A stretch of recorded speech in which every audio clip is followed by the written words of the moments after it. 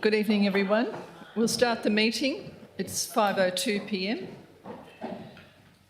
And we'll begin by acknowledging the continuing connection of Aboriginal people to country, culture, community, including traditional custodians of this land, the Wadundee and the Kaniang people of the Noongar Nation, paying respects to elders, past and present.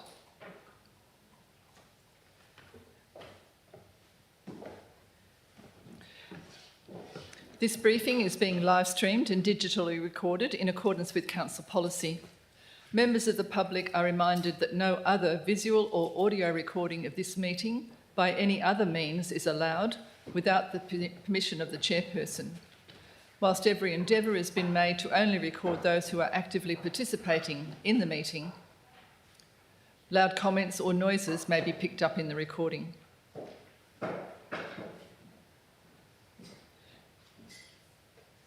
Agenda briefings are open to the public to attend and observe. However, any questions, deputations or petitions are presented to the Ordinary Council meeting next week. Councillors are reminded that there will be no debate-style discussion tonight, as this will take place at the Ordinary Council meeting when the issue is set for decision.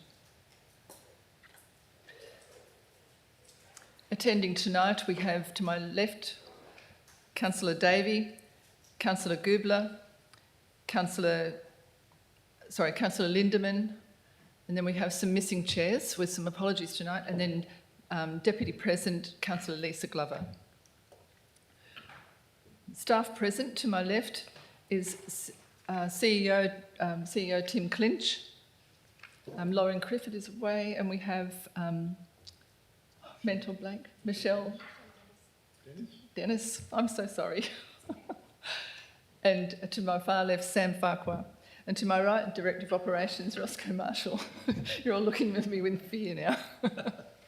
And sitting in the gallery is Belinda Richards, Manager of Financial Services, and Stuart Eaton, who is Manager Finance Projects. Is that right? That'll do. Thank you. Welcome to everyone in the public gallery, there may be some coming later, and also to anyone watching the meeting via live stream. And I believe Councillor Mitchell is also watching live stream. Apologies for the night include Councillor Patrick and Councillor Shand and Councillor Mitchell, and we're just waiting on Councillor Bailey.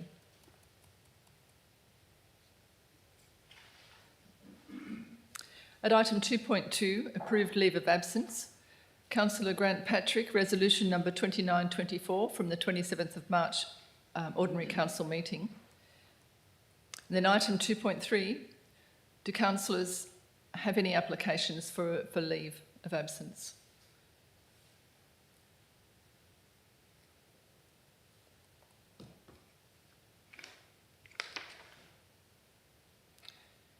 Moving on to declarations of interest. Item 3, announcements from the presiding member. I do have an announcement this evening, and I'd like to highlight a change that has been made to the way that the long-term financial plan is presented, and also provide an update on the timing of the release of the 24-25 budget. Budget preparation is underway with an expected delivery in September. Rates are expected to be locked down in early August. Progress is being made and includes discussion of budget parameters with councillors at our Wednesday workshops. And for the first time, the budget is being built up from a zero base to provide improved visibility and reporting of the Shire's expenditure across all areas. This work is taking time and will position the Shire well for improved financial analyses and will support future cost savings. It is also a first step toward improving the Shire's accounting software capabilities. While this work continues, I'm pleased to advise that this year's long-term financial plan is being received by Council at tonight's meeting. And for those of you who may not be aware, the long-term financial plan is prepared each year prior to the budget. It serves to inform and guide councillors about the Shire's long-term financial position. It tells us about the timing of when assets need maintenance or replacement and where the funds will be sourced, either from annual operating revenue, reserve funds, or borrowings. It provides the most financially sustainable pathway to meeting our future objectives. Unlike the budget, the long-term financial plan is not a binding document. You may recall when the Shire's former temporary CEO, Dr. Gary Hunt, highlighted to councillors and community the decades-long impact of failing to set aside reserve funds to sustain our assets. An annual funding gap of $1.75 million was presented to councillors. And now, following on from this, the long-term financial plan confirms the same message, that the Shire's existing rating yield is 25% below the level required to meet the long-term objectives and responsibilities of the Shire. It provides us with a benchmark from which we can improve. Now, this is different from how we have prepared the long-term financial plan in the past, where this figure used to show the expected rate increase for the coming budget. There are at least 4 other strategies that Council are exploring to reduce this benchmark figure, and some of these may be included in the 24-25 budget, while others may not be realised until our next or following budget. The strategies being explored include and are not limited to asset rationalisation and optimisation, increasing recurring revenue, and that is from income from assets, fees and charges, and income from rates, decreasing recurring expenditure through the identification of efficiency dividends, and increasing grant funding applications to provide for major asset renewal and replacement. The goal for councillors and Shire Executive is to bring down the 25% benchmark through a mix of these strategies. Councillors are looking to our community for collaborative support and encouragement as we learn about, engage and make decisions about the Shire's future financial position, and our firm wish is that we can all work together to maintain our focus on the future.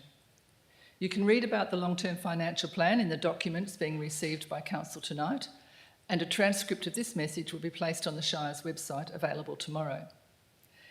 If you have any questions about this important change to the way the long-term financial plan is now being prepared, please submit your question online through the link on the Shire's website, or contact me or another councillor. Thank you for listening. Moving on to declarations of interest. Division 6, Subdivision 1 of the Local Government Act 1995 states that care should be taken by all councillors to ensure that a financial and impartiality interest is declared and that they refrain from voting on any matter which is considered to come within the ambit of the Act. Do councillors have any interest to declare? Thank you. Item 5, there are no responses to previous public questions taken on notice. And items 6.1, 6.2 and 6.3 under presentations are not applicable tonight. There are no delegate reports from item 6.4.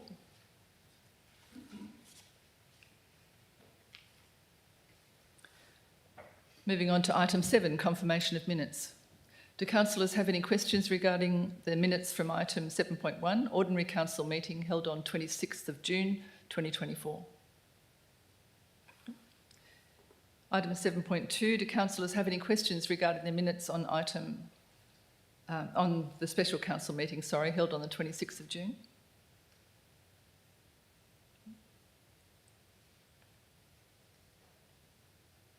Moving on to item 8, reports of committees.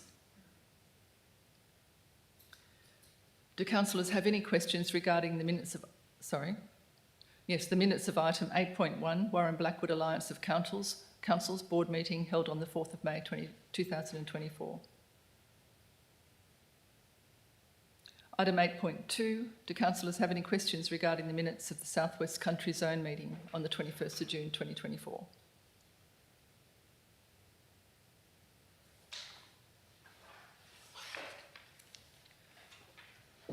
Moving on to reports from officers. At 9.1, the Director of Operations, 9.1.1, development application for the Brookhampton Hall external refurbishment at lot 399 or number 460, Brookhampton Road, Brookhampton. Director of Operations, would you like to speak to the report? Thank you, Madam President, if I may. The report itself is relatively procedural. The reason it's been brought to Council is because it falls outside our delegations, primarily due to the heritage aspect and the fact that the works are greater than $20,000. You can see by the report, Brookhampton Hall needs a bit of love, for want of a better word.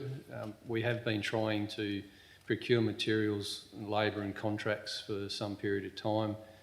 Last budget, we come and asked for some more money just because we were well off the mark. We believe we were a bit closer last time we asked for the budget, but I do have a bit of concern that we have no contingency in that budget. However, we do have enough budget currently to cover the current scope. So probably just foreshadow if we take off the cladding and we find some latent conditions, then we'll deal with it as we see it. The hall itself, I think, speaks for itself. Most locals would know the hall pretty well.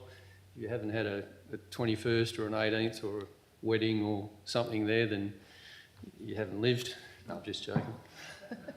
It's certainly an iconic building, and it would be great to have council support to progress the works to do some restoration.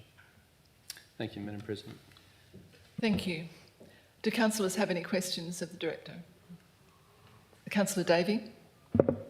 So it says in the report that the repairs are now urgent. How long has it been on the plan, and has it been delayed not only due to getting quotes and finding the right people, but has it been rolled over from budget to budget?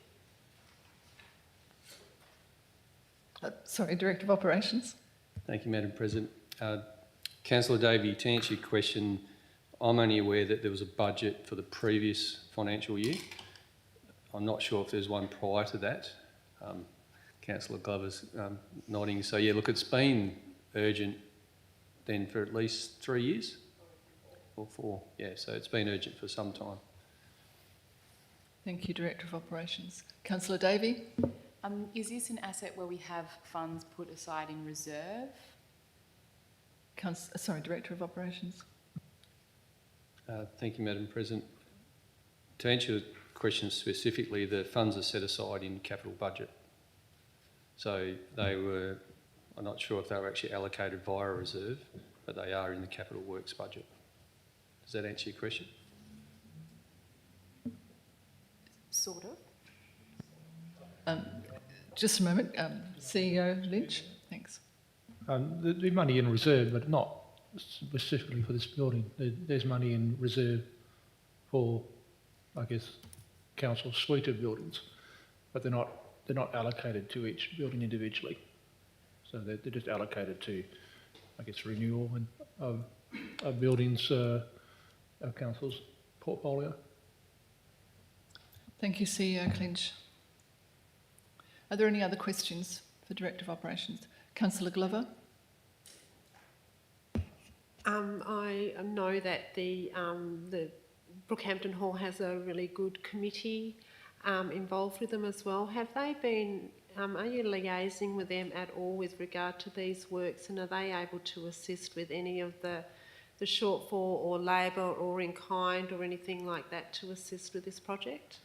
Thanks, Councillor Glover. Director of Operations. Thank you, Madam President. Thank you, Councillor Glover. We've certainly been talking to them over a number of years. I've met with them, not officially, to just sort of go through the works and what we're planning. Subject to Council's approval, we'll actually engage with them proper, if you like, because we want to make sure that the timing of the works, what we're actually carrying out, they understand the effect it might have on their use of the hall. Given that it's external, hopefully that's fairly minimal, but the conversations I've had with 3 of the committee members has been very positive and engaging. They have offered to do some works in kind, but the problem I see with that is the risk. I'm hesitant to actually take up that offer because this work will include working in, there's actually quite a high risk of people being stung by bees, believe it or not, because bees have inhabited huge parts of the building. So part of the treatment will be actually some pest control. Also then we'll be working at heights, and it will be a construction site. So I don't really like the risk, and I'm adverse to that. Thank you, Director of Operations. Any further questions? Councillor Davey? I think one of the other councillors submitted questions in writing prior to the meeting. Are the responses to those questions going to be read out? Thank you, Councillor Davey. Did you contact? Okay. Director of Operations? Thank you, Madam President. Yeah, Councillor Davey, I did receive some questions from Councillor Mitchell, and I did have a chat with Councillor Mitchell just before the meeting to make sure it was okay to, if required, to read out and respond to the questions that she presented. So in particular for the Brookhampton Hall, has the Progress Association been consulted, and how long will the process take? And are the Brookhampton Association aware? So yes, they have been consulted, both informally and also formally when the association elected a new president. The program for the works will be worked out in consultation with them. It's probably about 6 weeks worth of work, depending on when we get to start. The start of those works will be dependent on the acquisition of the timber and obviously availability of labour. But we'll sit down with them and work out a plan, make sure that we're not disrupting any sort of planned social or commercial events out there, and working with them. So that sort of answers Councillor Mitchell's questions. Thank you, Director of Operations. Any further questions? Okay. Moving on to item 9.1.2, the Southwest Metal Fest event application. Director of Operations, would you like to speak to the report? Thank you, Madam President. We don't normally talk about two reports at the same time, but this report and the following report do have some similarities and synergies, so it probably will cross over in the next report. The event that is the subject of the application for 9.1.1 is referred to as the Dark Down South Open Air Southwest Metal Fest. The event is intended to fill a niche market for metal music festivals and benefit the local economy. The event aligns with the Shire's strategic goals to support diverse events and boost the local economy. The event meets various legislative requirements, including the planning and development, local planning scheme regulations, health regulations, campground regulations, noise regulations, Food Act and Bushfire Act.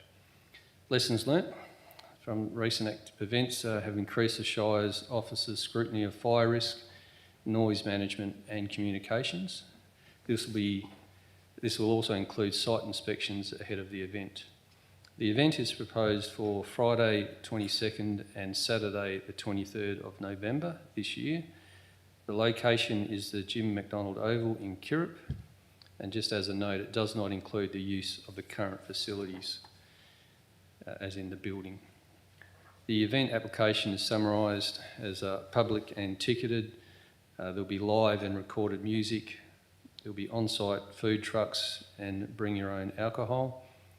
Temporary toilets and on-site camping will be provided, and the applicant aims to attract 650 attendees. The applicant has provided the required planning documents, including site plan, risk and emergency management plans, and applications for necessary permits. The event assessment involves multiple Shire staff. Applicable fees and charges will cover the application process, the site hire costs, camping application, noise regulation and resident notification. You can refer to the table on page 24. As per the recommendation, the resident notification will be carried out by the Shire on a cost recovery basis within a radius of 2 kilometres. Again, this is a lesson learnt, so the Shire will take responsibility for the communications and ensure the organiser contact details are provided for responsive actions for the full duration of the event.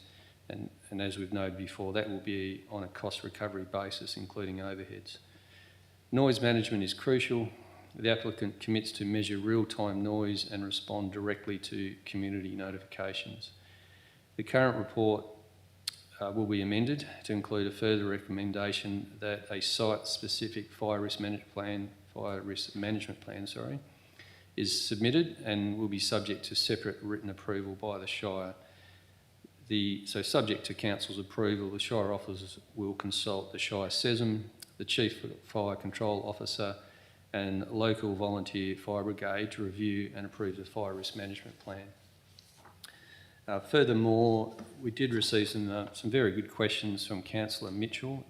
I won't read them all out because some of them I've just covered in my summary and we sort of crossed over a little. And I assume we'll also provide a copy of these to all councillors. One of them was about access to the building. So the building's not included as a use. The building I wouldn't consider fit for use at the moment in the current state. Is there any proposed fire controls? As noted, there will be a separate requirement for a report and we'll consult SESM and CFO to make sure that, and the local fire brigade as well, to make sure that we are approving of the management plan. The event is licensed, is not licensed. It's a BYO event. So the question was, is there any likelihood of foot traffic to the tavern? I think the likelihood is there, to answer the question. Does the Kirrip Progress Association, or have they been consulted? At this stage, no consultation has taken place because that's subject to approval of the event by the council. And that includes any sort of notification to adjoining residents. There was a question about the existing water points on site. They are existing and in use and available. Questions about both events, which again I did apologise earlier, these sort of do cross over.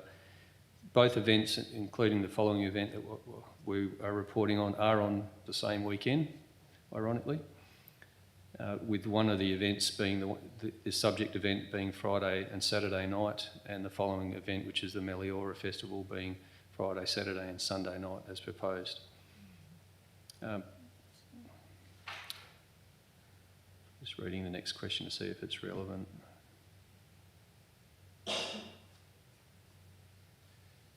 Yeah, so mail out is definitely proposed and will be carried out by the Shire, so we have full control of that and we can make sure that applicable details, including contacts are on there for the full duration of the event, and that will be at a cost recovery plus overhead basis. As far as officers available for the event on the weekend, I think we can assess that depending on council's approval and how the applicant responds to the requirements of the conditional approval if it is sanctioned by council. Certainly there will be a number of us that are available anyway, so if we need to we can respond. That's all the questions relevant to the current report. Thank you, Madam President. Thank you, Director of Operations. Councillor Lindeman. Yes, through the chair to the executive. I just wanted to ask, are they going to be enforcing the no glass policy and the no gas bottles at this particular event, Dark Down South? Thanks, Councillor Lindeman. Director of Operations. Thank you, Madam President. If I may just swing to Michelle, Manager of Development Services. That's probably in the detail of some of the applications. I know that previously there's been restriction on gas bottles, but for this particular event, Michelle, do you know if that's been isolated, gas bottles and non-glass? Thank you for your question. The gas bottles I feel will be dealt with as part of the fire management plan. The glass, no, hasn't been specifically mentioned. They have talked about having receptacles for containers for change and that sort of thing. But as far as saying no glass, I would have to take that on notice and get back to you. Thank you. A follow-up Thank you. question, if I may. Sorry, Councillor Lindeman. Thank you. Through the chair. If this event was to be approved by council, would there be an effort to contact Chamber of Commerce and the Kirrip Progress Association, et cetera, to maximise retail outlets to make the money of an influx of people? So Kirrip in particular. Thanks, Councillor Lindeman. Director of Operations. Thank you, Madam President. Good question, and from our lessons learned, Councillor Lindeman, from previous events, we'll certainly make sure that Commerce, for want of a better word, knows what's going on, so they can be prepared as well. Like, it was evident from previous events that the shop owners would have appreciated a bit of a heads up, as an example, and the service station owners. So part of the notification process, we can add those sort of details. So I'll take that on notice, that will, subject to Council's approval, we'll make sure those details are in there. Thank you, Director of Operations. Any further questions? Councillor Goobler. Just in relation to the event application fee of $52, it's really a minor cost, isn't it? Can't that be $100, $200? Because this is a commercial event, so why would that be so low? It's different if it's a private event. Thank you, Councillor And Goobler. also in relation to, it's probably not the Kirrip one, that's only running up to from 10 a.m. to, I think, was it 10 p.m. or something like that. But the other one's running for a 23-hour period, I think.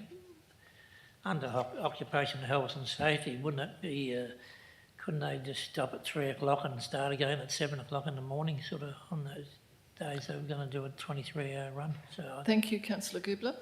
I'll address your first question to CEO Clinch regarding the application fee of $54. I think, bearing in mind that this application was received before the end of June, so the fees that apply in 23-24 apply, and in the schedule fees that for 24-25 that's contained elsewhere in the agenda tonight, there are some increases to those fees proposed. But notwithstanding that, $52 is only one fee. There are other fees. There's they've got to hire the Oval for $265 a day. Temporary camping, $110. But there's a $1,000 fee for the noise. That's the noise. The noise. The application under Section 18 of the noise regulations. And then they'll be charged whatever the cost to the Shire to send the notification letters out. So at the end of the day, they're still paying a reasonable amount, but I take your point, and those fees are looked at in the fees that will apply for 24-25. But this application can only be charged based on when the application was received. Thank you, CEO Hunt. Director of Operations, the second question, would you like to respond to that now, or? Thank you, Madam President. If you don't mind, Councillor Goobler, we'll talk about that during the next report, the durations, if you like, for the Meliora event, and we'll address that in the next report, if that's okay. Thank you, Director of Operations. Councillor Davey. I have a number of small questions regarding this event.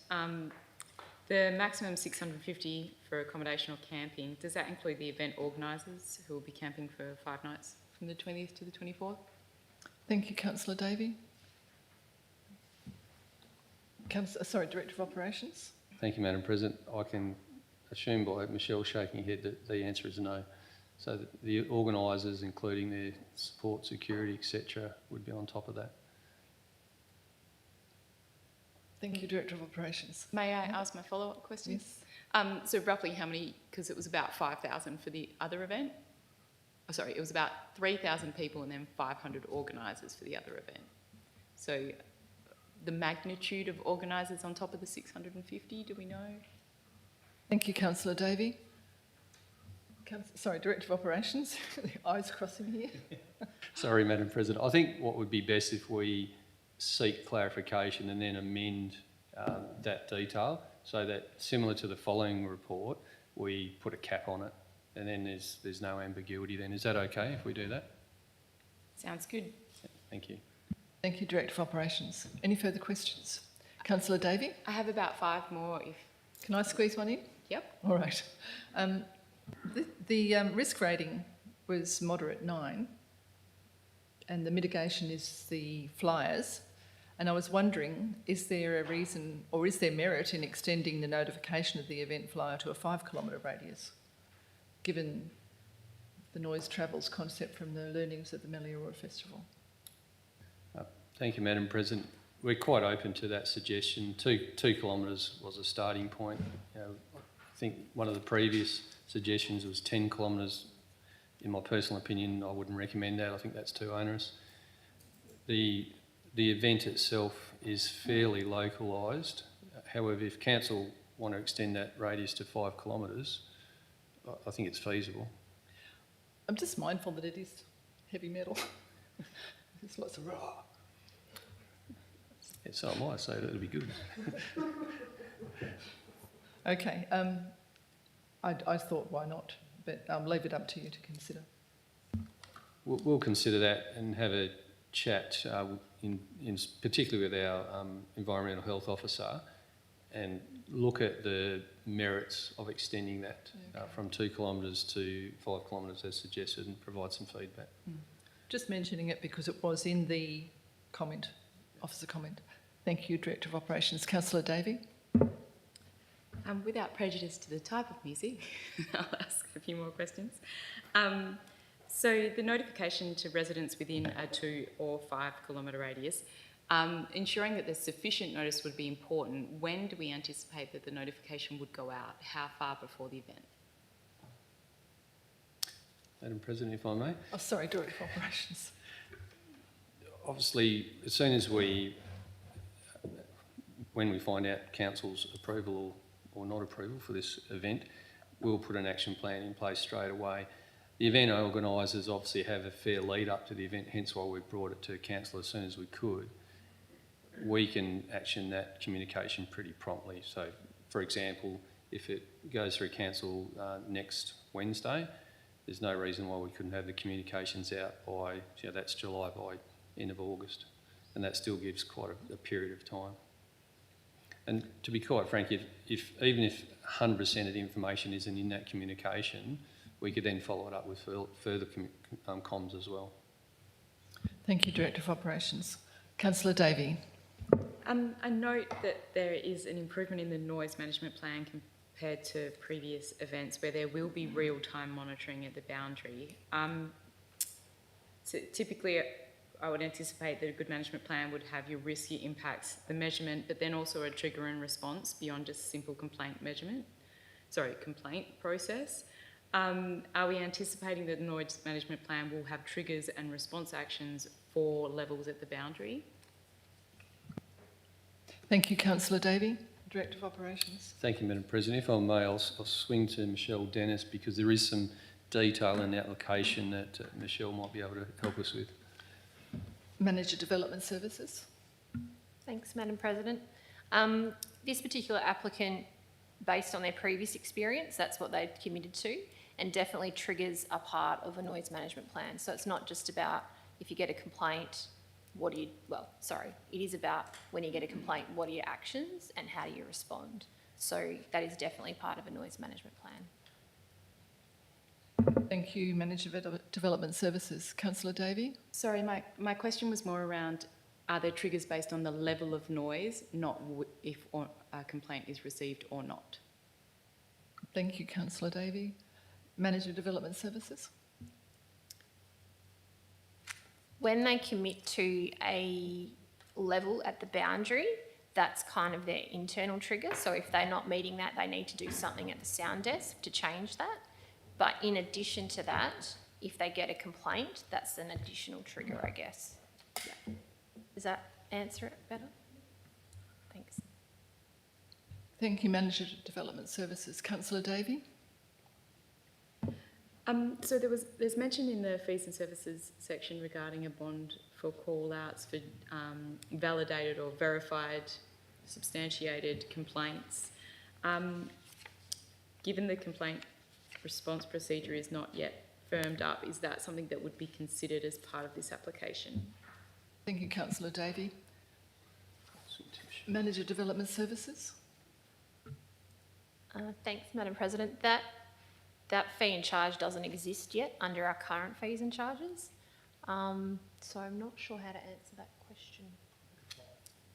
But it would apply. It could apply. There you go. It could apply. Yep. Thank you. Because I don't anticipate we'll get the noise management plan like straight after you make a decision. So there's a bit of time there by the sound.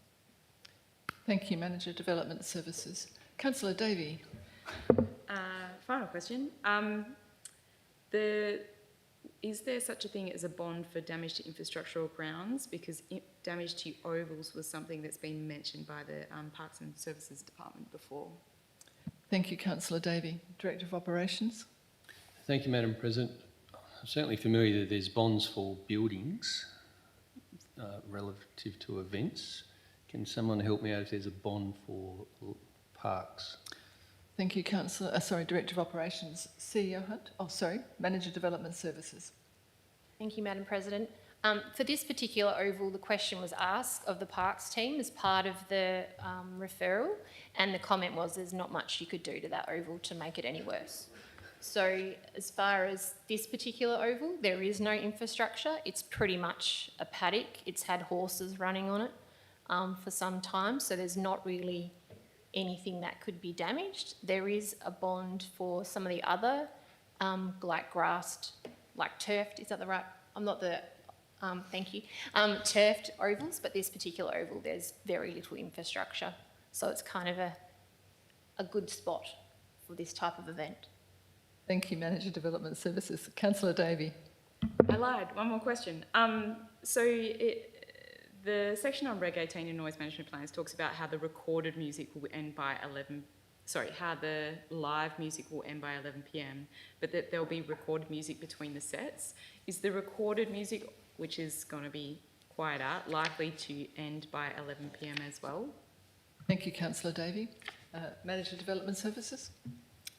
Thank you, Madam President. Yes. Thank you. Any further questions? Councillor Glover. I have two questions. The first one is just around, like, the event goes for 2 days. Is there traffic management for both of those days? Because some people might opt to come one day, leave, the next. Is it, and it being on that area of the highway as well, does the traffic management cover both of those days, or all 3 days for the day that they do leave? So is it going to cover 3 days, I suppose my question is? Thank you, Councillor Glover. Director of Operations. Thank you, Madam President. The requirement for a traffic management plan is for the duration of the event, and that includes main roads endorsement. And just so the process is done, traffic management licence company will do the plan, they will send it to Main Roads for endorsement, then they'll also then send it to us for approval. Thank you, Director of Operations. Councillor Glover. Just my second question, in regard to the building that's already there that they aren't going to use, and I think from the plan that I saw it's behind the stage. Is that building safe enough as well? Because I know that it's not in the best situation. Are we protected for anyone perhaps injuring themselves on that building, or is that just part of the liability insurance that's covered by the event? Thank you, Councillor Glover. Director of Operations. Thank you, Madam President. Very good question. We obviously are insured, and we'll also have public liability insurance from the applicant. Thinking about it, though, it would be good to actually take some proactive measures of our own to sort of isolate that building. So if you don't mind, I'll take that on notice. But I think it would be a good idea for us to at least put up some temporary fencing, which we have in stock, just to stop opportune, access. So thank you for that question. Thanks, Director of Operations. Any further questions? Thank you, councillors. Moving on to 9.1.3, the Meliora Arts and Lifestyle Festival event application. Director of Operations, do you want to speak to the report? Thank you, Madam President. I'd like to. Again, I'd like to just give a quick introduction and read some relevant questions and answers that Councillor Mitchell sent previously, which is very helpful. The event is referred to as the Meliora Arts and Lifestyle Festival. Those familiar with the previous event held last year would be aware that the event promotes art, music and lifestyle. The event aligns with the Shire's strategic goals to support diverse events and boost the local economy. As per the previous report, the event meets various legislative requirements, and from lessons learned, it's increased the Shire officers' scrutiny of fire risk, noise management and communications. The event is proposed for Friday 22nd, Saturday 23rd and Sunday 24th of November this year. The location is the same as last year, being Lot 199 South Western Highway, Newlands. The event application is summarised as a public and ticketed event, live and recorded music, on-site food trucks and bring your own alcohol, temporary toilets and on-site camping.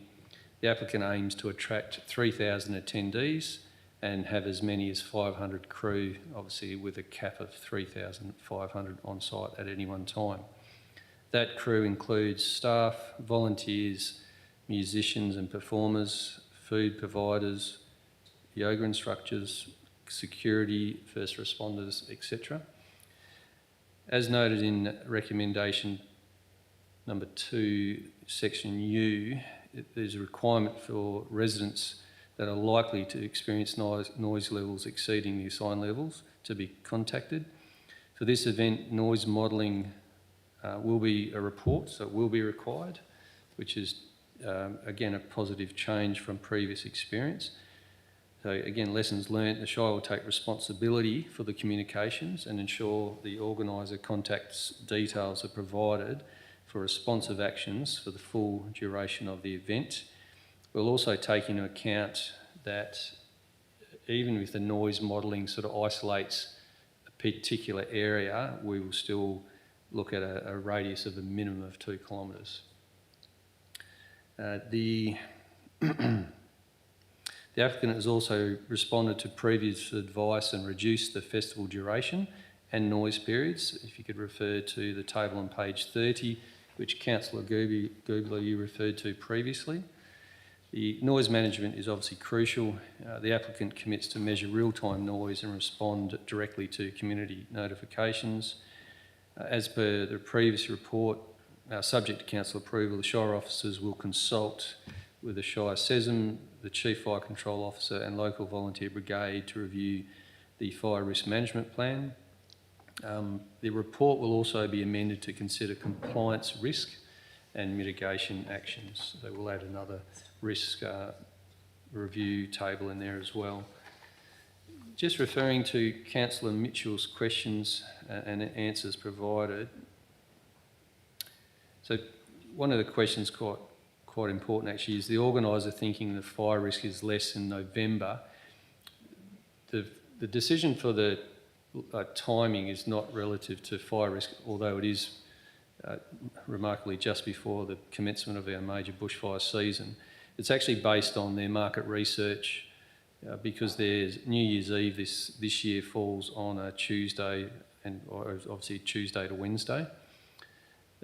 Other New Year's events are planned only a few hours from Donnybrook this year with a similar target audience, so the November weekend date has been selected by the applicant.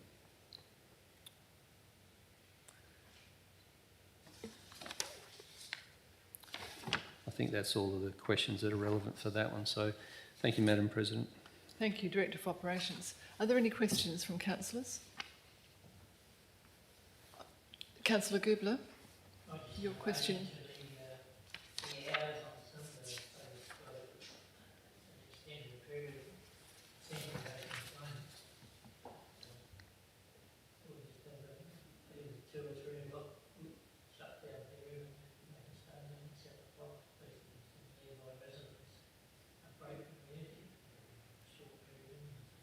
And what was your actual question, sorry, Councillor Goobler? What was the actual question? I didn't quite catch it. Yeah, just in relation to the period, extended period that they're operating on the Sunday, they're going for 35 hours, you know. Thank you.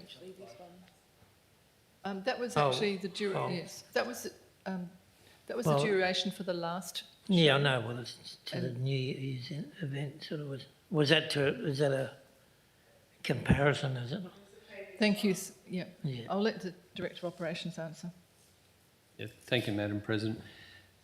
Sorry, Councillor Goobler, but probably just looking at the table, we could have highlighted the fact that there is a comparison from one to the other.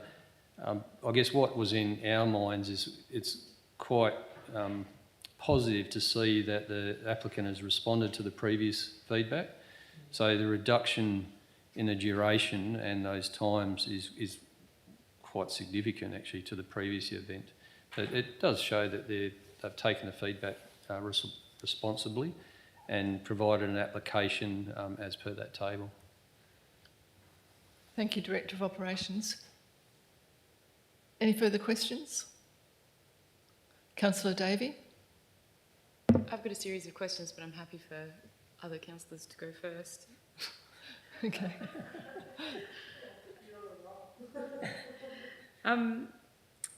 So I note that recommendation item U talks about that the sensitive receptors that are likely to be impacted will be notified, whereas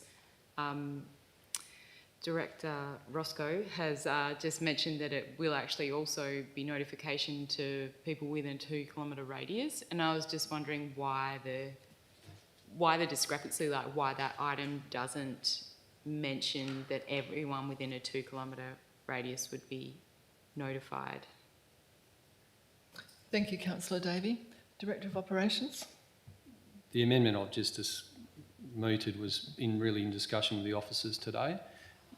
And so hence why I said we'll amend it going forward, because I think there should be at least a minimum requirement. I thought that was just a little bit too open in a sense that it could be left to discretion, and I'd rather just have a defined radius and obviously whatever comes back in the noise modelling, that impact area as well. So it'll be, what the greater period or greater area there'll be communications to. Thank you, Director of Operations. Councillor Davey? Further noise questions.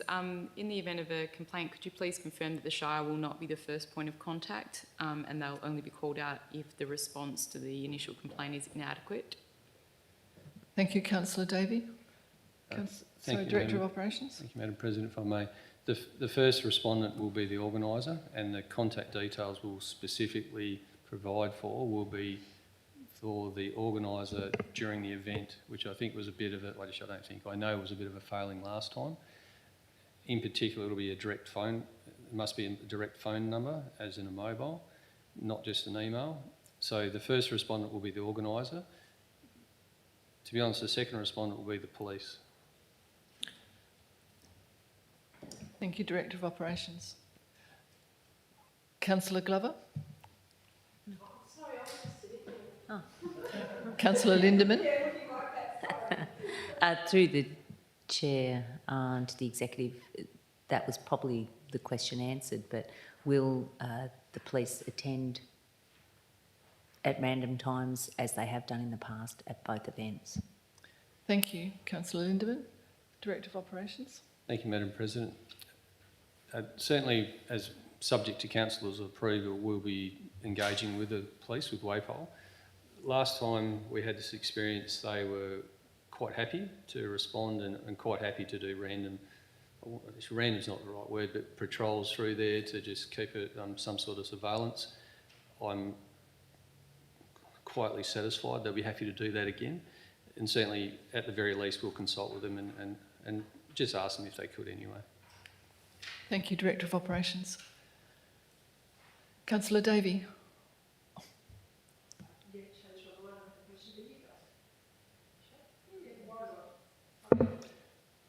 Councillor Davey? So in regards to dam sampling being assessed against the Department of Health criteria for recreational waters, it appeared from my reading of the agenda that the council were charging for that testing, and therefore there was some responsibility being assigned to the council to actually get the results of the testing and inform the applicant whether they met the criteria. Was there discussion and consideration around the liability of the council being involved to that extent, and whether that independent testing should be arranged by the applicant rather than it coming through the Shire? Thank you, Councillor Davey. Director of Operations? Thank you, Madam President. This is certainly an environmental health speciality. I do understand that the Environmental Health Officer has delegated authority to do the testing. The testing is obviously done then by NATA, so Nationally Approved Testing Authority. As far as the liability goes, it is actually our responsibility to make sure that the water is fit for swimming.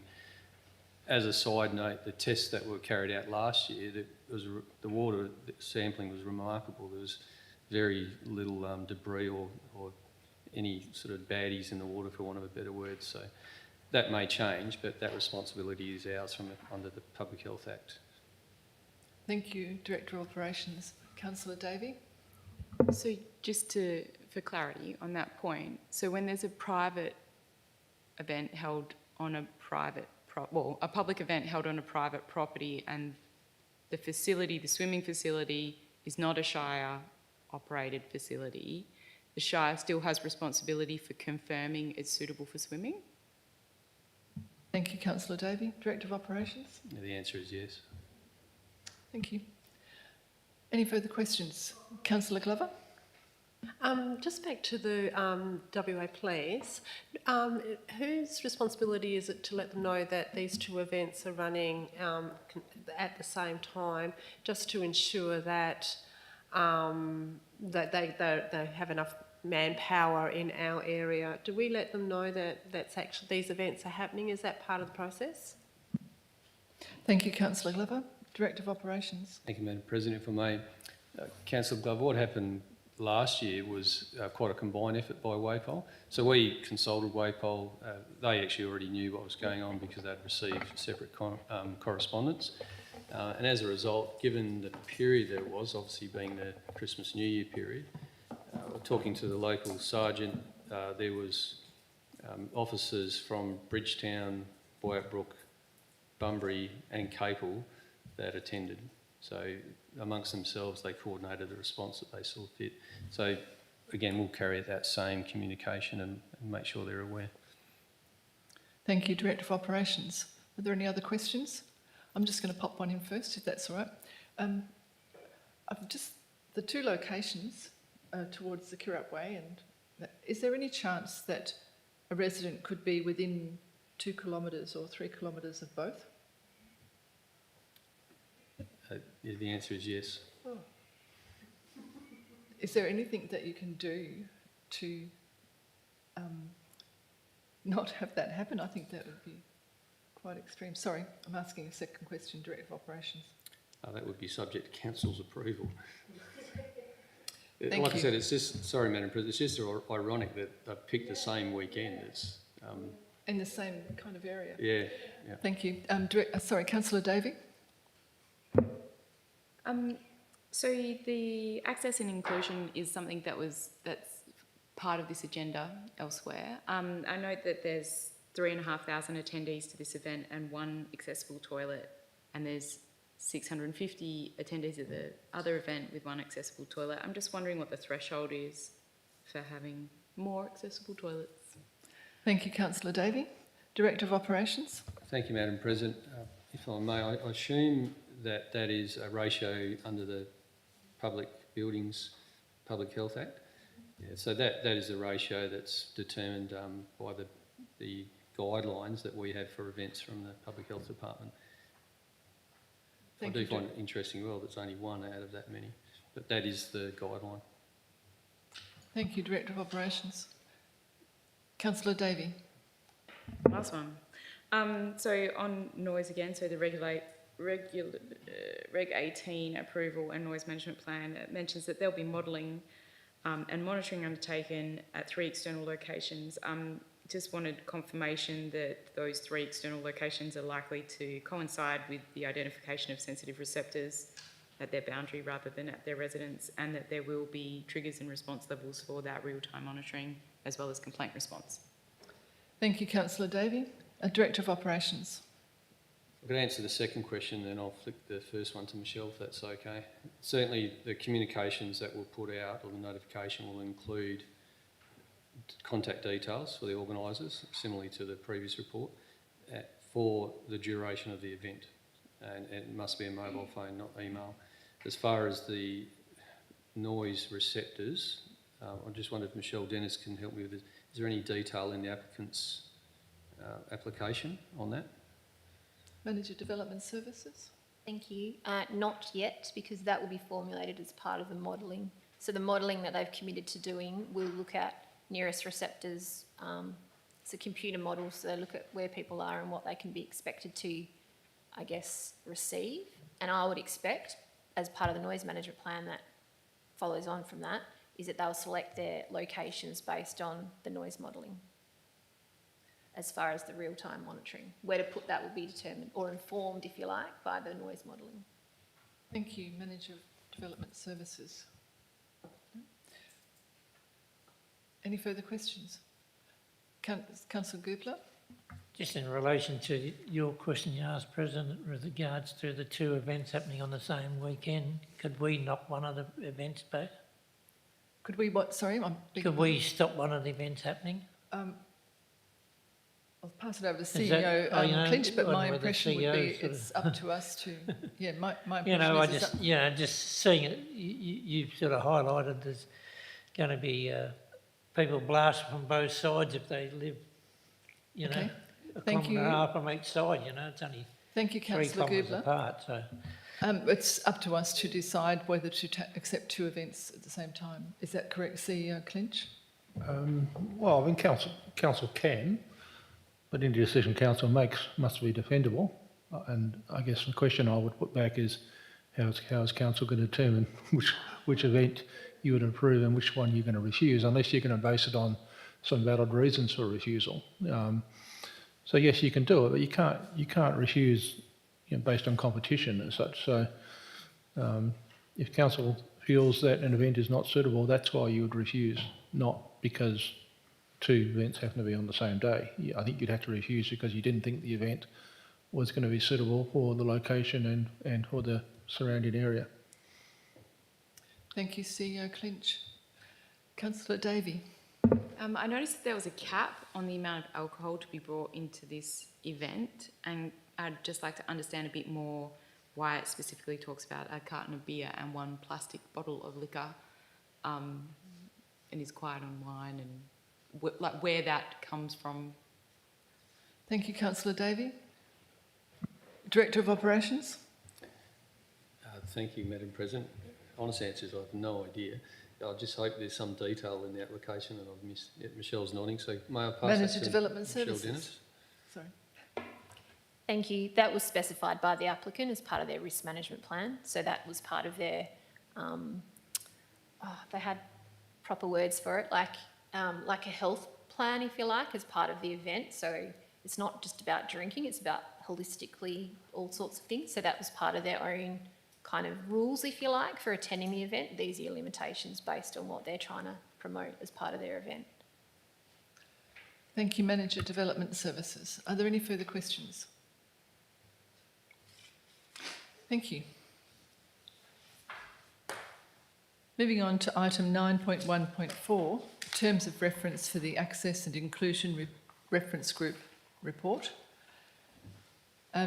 Director of Operations, would you like to speak to the report? Thank you, Madam President. I don't have a lot to add to the actual report. Obviously, this is a commitment that we made referencing Council Resolution 5924. The terms of reference are quite succinct, I think, and certainly happy to take any questions from Council. Thank you, Director of Operations. Any questions? I have a number of them. In the purpose, do you have the attachment there? In the purpose, it... read that out. Yes. Okay. Oh, so is it amended in here now? No. Okay. Okay.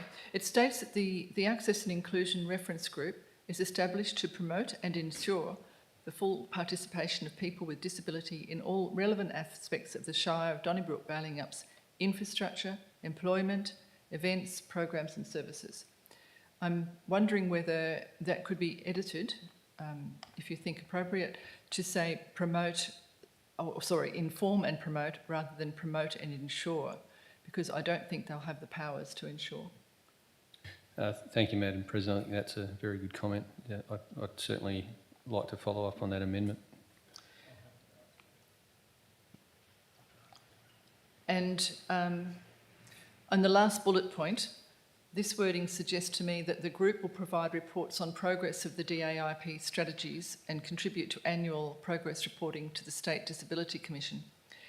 My question is, isn't this the task of the Shire officer versus the group? Like, rather than the group, it would be the Shire officer.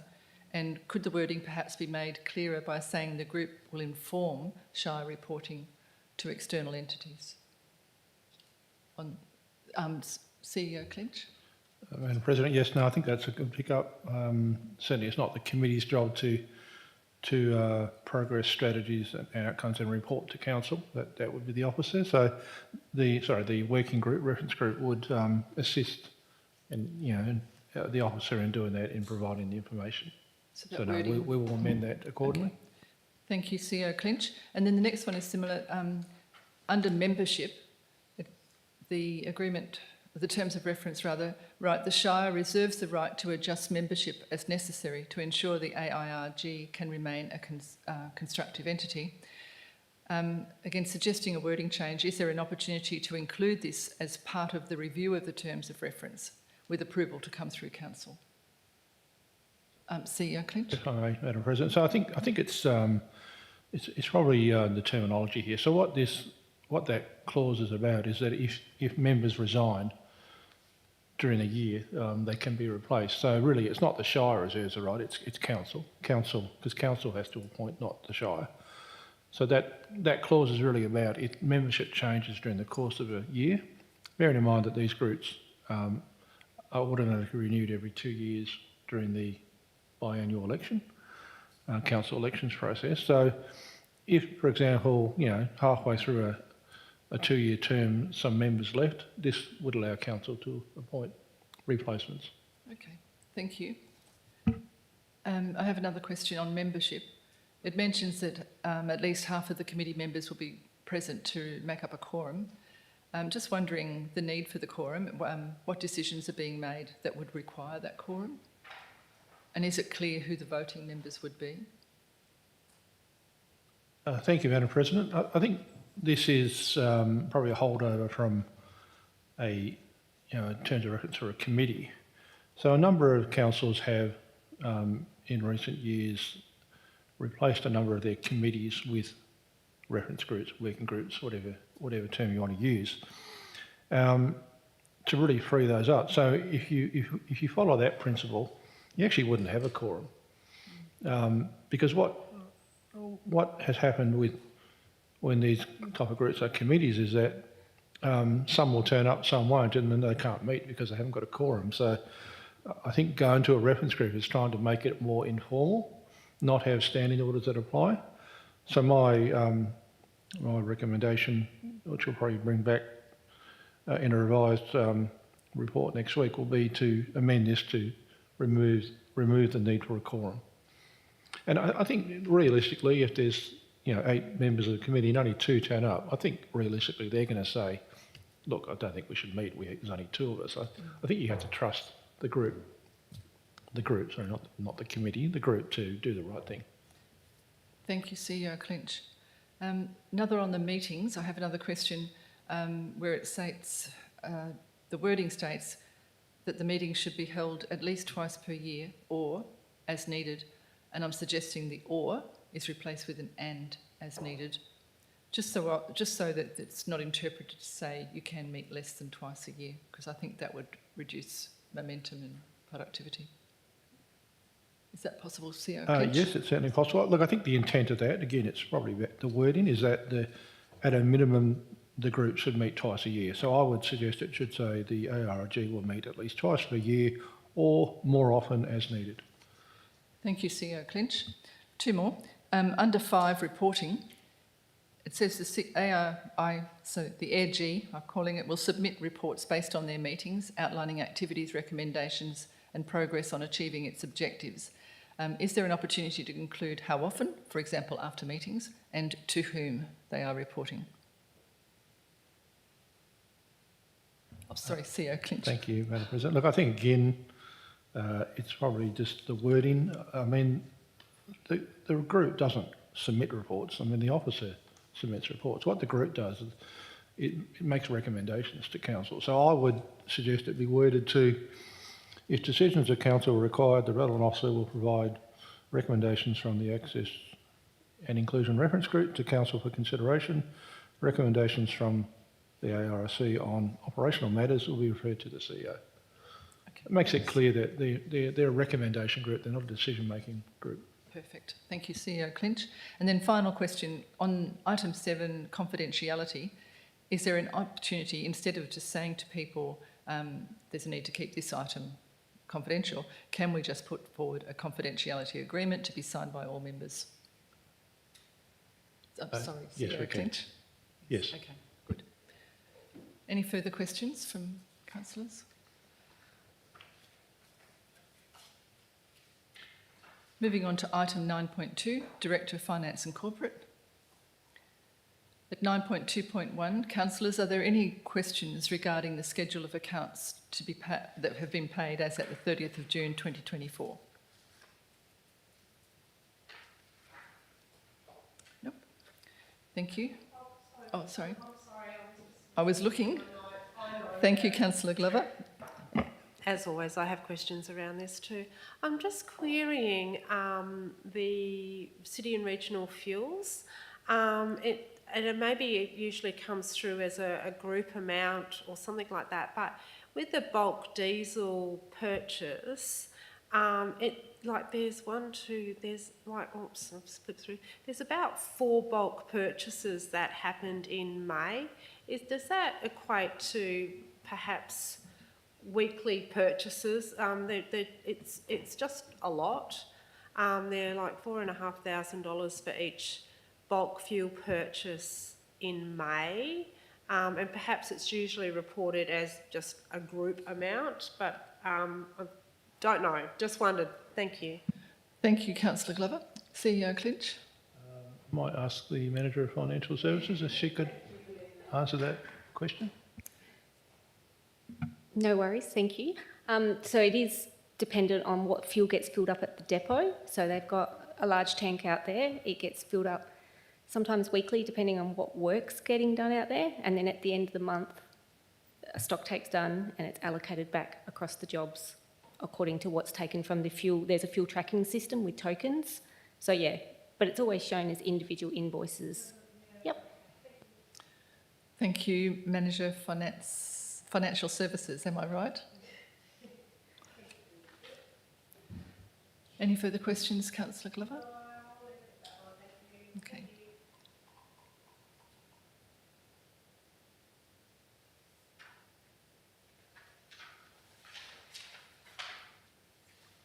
Moving on to item 9.2.2.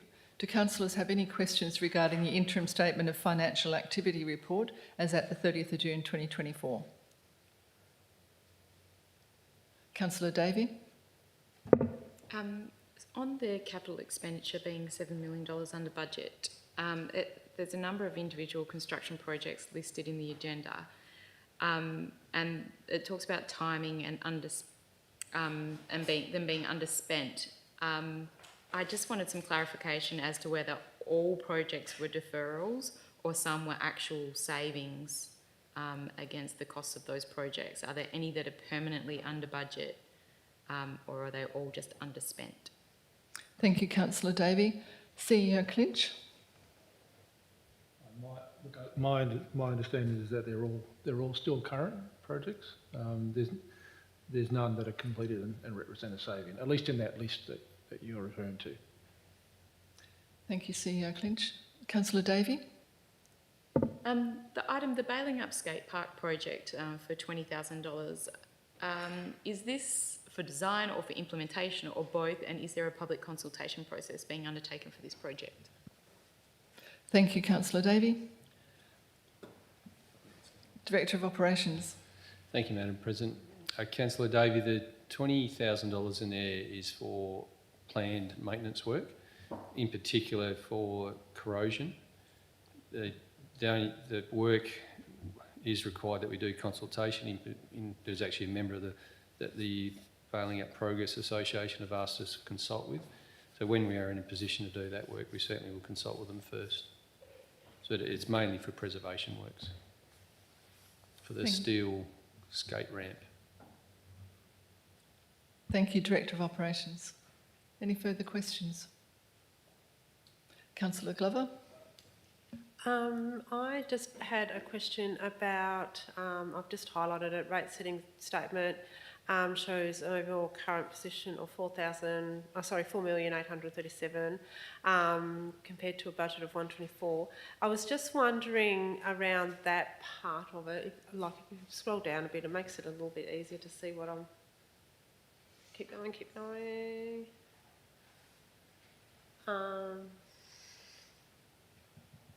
It's on page 42, but it might not be the same on this one. Anyway, so it was about BC Mitchell Park, and what my notes were around that was that there was a difference of 2,688,000, I think it was, and I was wondering if that was in connection to the loan or the grant at this stage. Have we started dipping into the loan, or is this money around the grant? Thank you, Councillor That was Glover. up there, that one. So when I took away the position of 4,800,000 and then included a variance of that, there was an amount of 2,600,000 and something thousand. And I was just, so I guess I'm questioning the difference in that, in the variance, and wondering if we've tapped into the loan with that amount or not. Thank you, Makes sense. Councillor Glover. Sorry, I wrote notes and I can't remember what my notes were. Thank you, Councillor Glover. CEO Clinch? The Manager of Financial Services is keen to jump Manager up and answer, so Financial I Services. might defer to her. Yeah, no, don't worry about it. I've made my notes are too brief, so yeah, sorry. Councillor Glover, we'll leave Manager Financial Services to answer. Yeah, no, that's fine. So the overall net current position, as at the interim statement, was at 4.83. At this stage, we are still finalising all of the expenditure regarding the capital. So that's why it's an interim. We've still got committed expenditure. Any grant funding for BC Mitchell Park has been recognised as at the end of the year. So there is, I think, looking at it, there has been some loan funds used, but we are still balancing that up at the moment, so I couldn't give you an exact figure. Thank you for that. It made sense when I looked at it on the weekend, that's for sure. Thank you, Manager Financial Services. Any further questions? Councillor Glover? So just for the next one down about the capital expenditure for the fuel, for the actual year, and then it was the SHRP funding, and it was under budget of 319,000. I'm wondering, is it under budget in regard to the grant that was spent, or is it under budget with? I believe that there was a draw on reserves as well. So. Or is it still the same, that it's still being finalised at the moment? Still being finalised? Okay, Thank you, Councillor Glover. Manager Financial Services?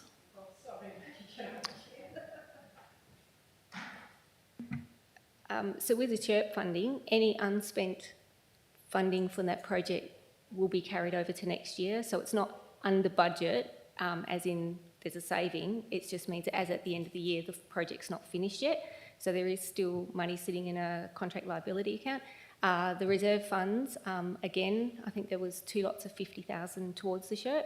Not all of that has been spent this year, so some of that will be carried over as well. Thank you, Manager Financial Services. Any further questions?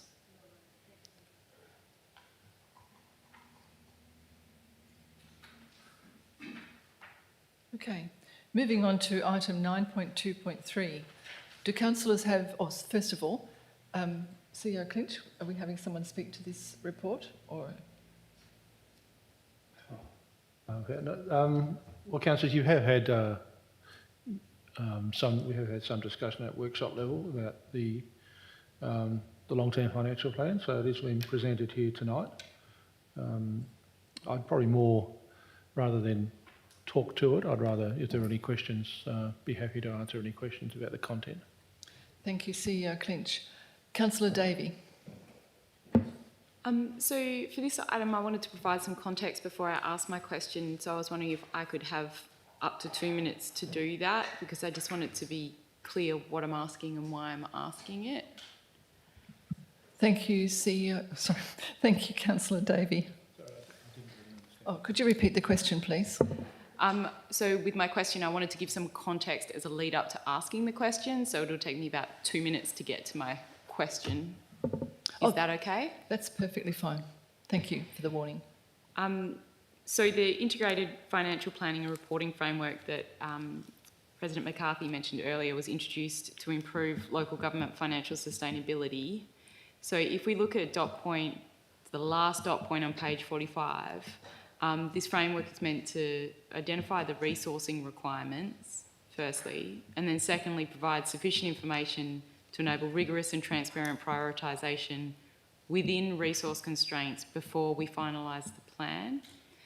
So I acknowledge that we're not receiving the long-term financial plan for the first time, and it is an annual review, but thanks to better data inputs and work done by the administration, it has changed significantly. So the long-term financial plan now identifies the resourcing requirements better than it did, but we're still working with the data set that we've got, and it's not necessarily the data set that we want or need to be able to enable rigorous and transparent prioritisation within resource constraints, hence the 25%. Recommendation 2 in the agenda from the executive is pointing out that there is a gap where it's expected to accept, imperfect information, basically. There's a gap between what this plan is telling us and what is financially sustainable. So there's more work to do as a process of continual improvement. So if as councillors we're accepting that gap, then we also have a responsibility to ensure that there's a plan to close it. As a group, we've talked about the need for more and better data to be able to rationalise which assets we manage and how we manage them, but we haven't figured out what process we'll use to do that yet. And the process of rationalising assets is likely to take a lot of time and community input.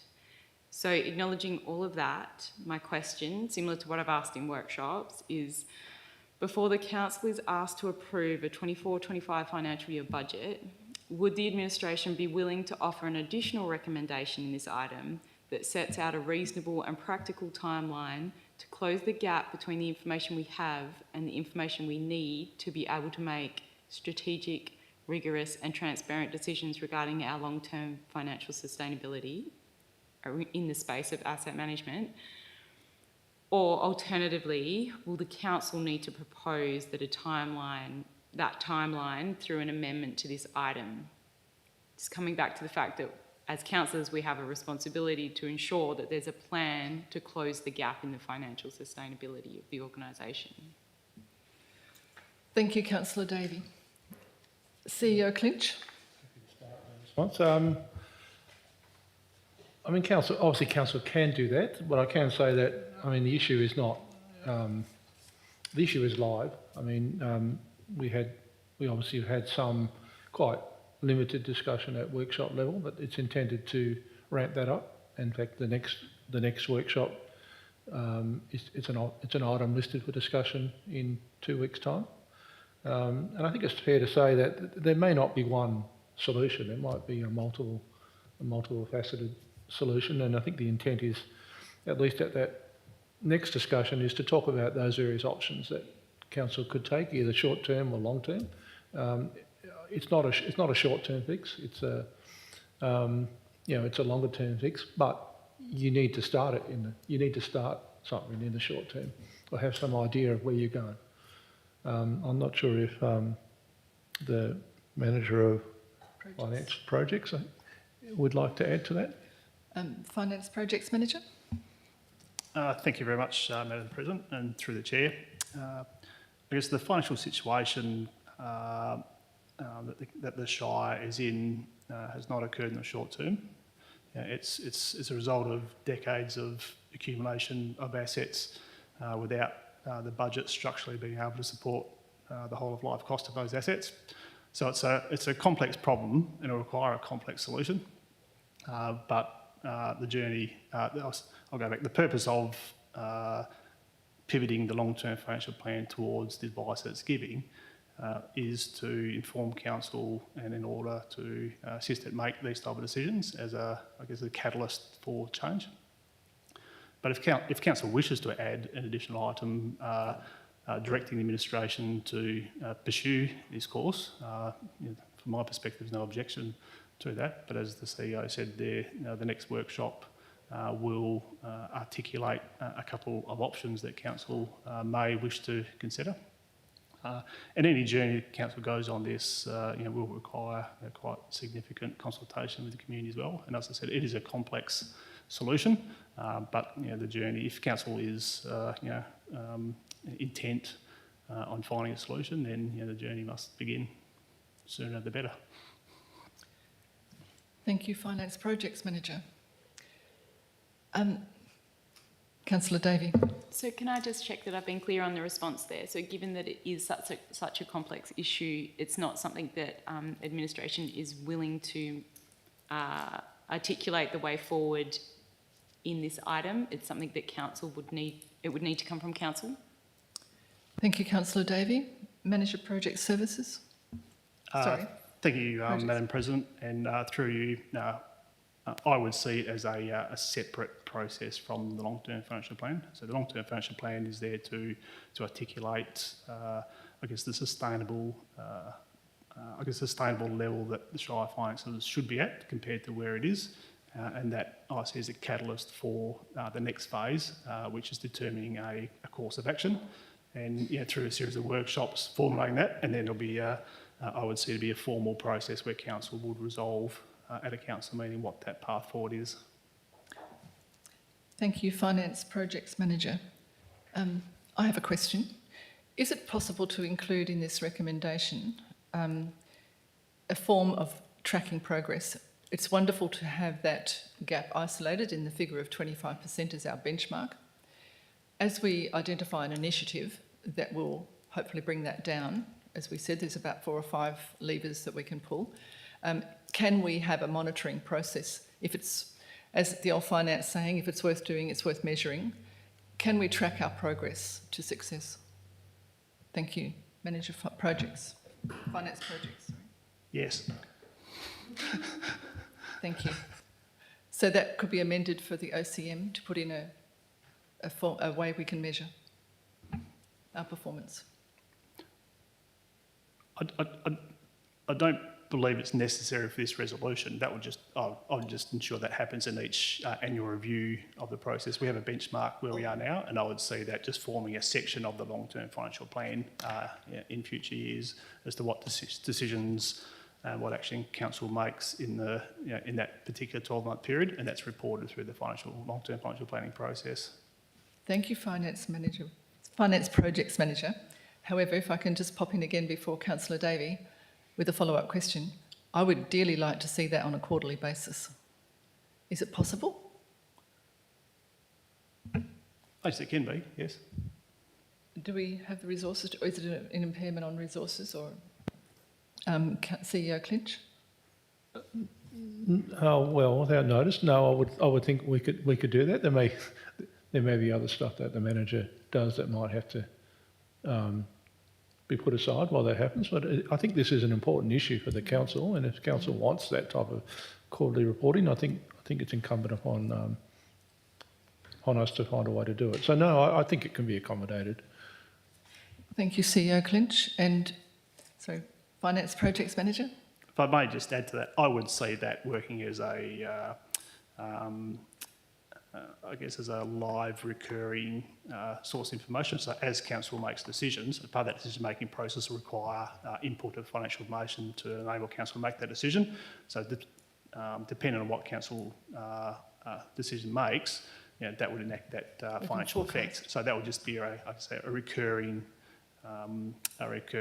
report based on a history of decision-making relating to this. Okay, thank you. Thank you very much, Finance Projects Manager. Any further questions? Councillor Glover. Thank you for the work that you've done in this, and it's a lot easier to read this document than the ones in the past. It seems there it's minimised some of the irrelevant information, and it's really a lot easier to actually read. I note that I guess I have a few questions in regard to the lead up to these types of documents as well. So the IFPR documents, like the informing financial planning reports. Integrated. Integrated, yeah. Reports being set out, being workforce plan, asset management plan, long-term financial plan. Is the corporate plan in there as well? Is that included in these? I know that we don't have one. Would that also be included in this? Thank you, Councillor Glover. CEO Clinch. Well, they actually, those plans, they inform the council plan. So those documents, so the council plan is the ultimate plan, and those are the informing strategies that inform the development of the council plan. So it's a framework. The council plan sits at the top, and the informing strategies feed into it. Thank you, CEO Clinch.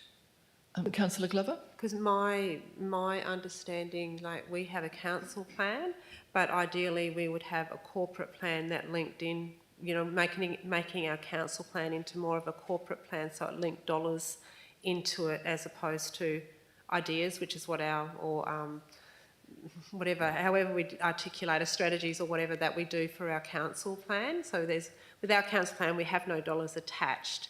So my question is around these kind of documents. Will it also be helping to start to formulate that corporate plan as well? So we'd have dollars attached to our council plan too. Thank you, Councillor Glover. CEO Clinch. So, I mean, so the current council plan, my understanding is that 2 or 3 years ago, the council made a decision or accepted a recommendation to essentially amalgamate the strategic community plan and the corporate business plan into a single council plan. And that, yeah, and some councils have done that.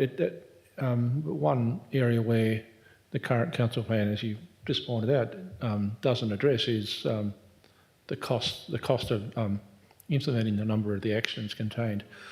This is an area that is currently subject to some of the local government legislative reform, and the intent is that there will be a legislative requirement or a council plan, a corporate plan. We're not really sure what it's going to be called yet, and that's expected to be realised in the next 6 months or so. So we should have a better idea.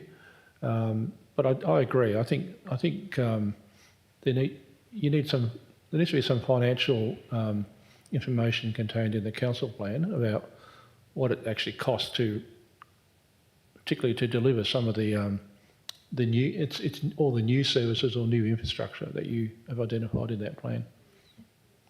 Thank you, CEO Clinch. Councillor Glover. So I know that I've asked this, but previously a few times as well about the need for, because I love plans, about a governance calendar as well, so that we know when to expect these documents to come through council. We can be better prepared for it with workshops, etc., because we know when they're coming. And I'm led to believe that we will get a governance calendar at some point.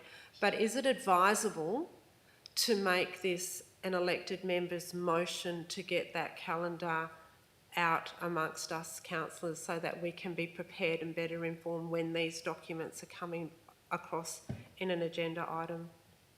Thank you, Councillor Glover. CEO Clinch. Look, a council can always do a motion. I mean, far be it from me to suggest that a councillor shouldn't do a motion if it's an issue of importance, but I can assure you that work on developing a governance calendar is underway. I think the issue is I think we're trying to do a governance calendar and a compliance calendar at the same time. I think the governance calendar is actually quite easy, so I might separate those two tasks into separate tasks. We'll get the governance calendar done, which highlights those key documents and when you're expected to go to council during the year, and the compliance calendar, which is more an operational document, we will do after that. So I know work is happening. We'll just make sure it happens a bit quicker. But if a council wants to put a motion up, that's fine. But I can assure you that it is important to have that document. And I agree that councillors need to have some idea 2 or 3 months ahead of time when you expect, things like the council plan to come, the long-term financial plan to come to council, so you can start being ready for that. Thank you, CEO Clinch. Any other questions on this item?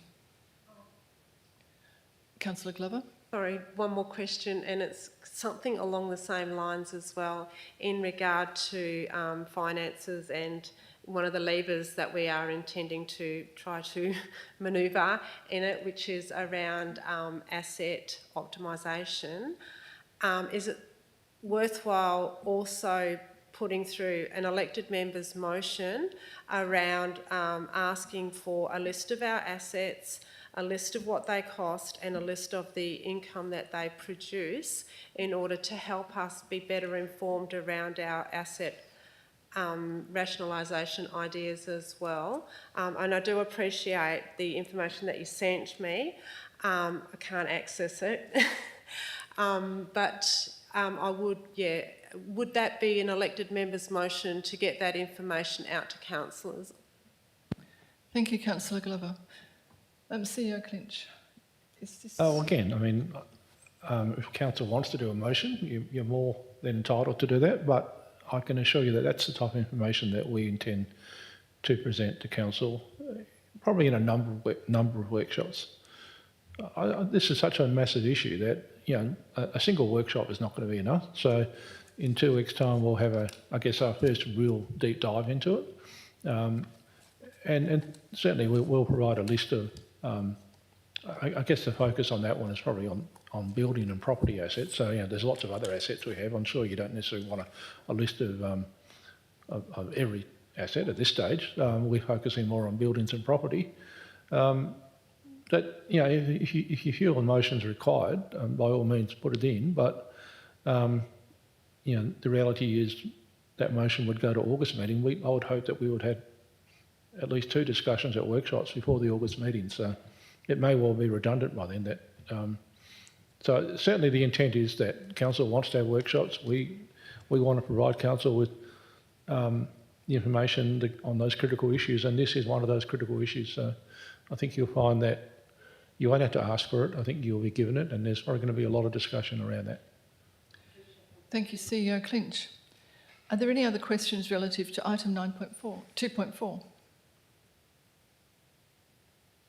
Thank you, councillors.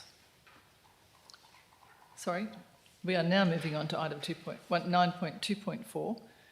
Do councillors have any questions regarding the adoption of the 24-25 fees and charges? Councillor Davey?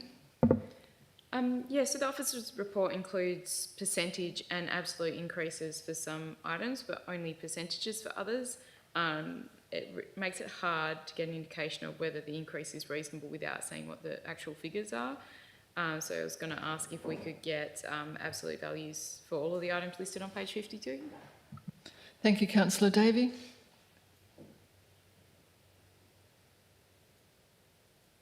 Sorry, page 52 of the agenda.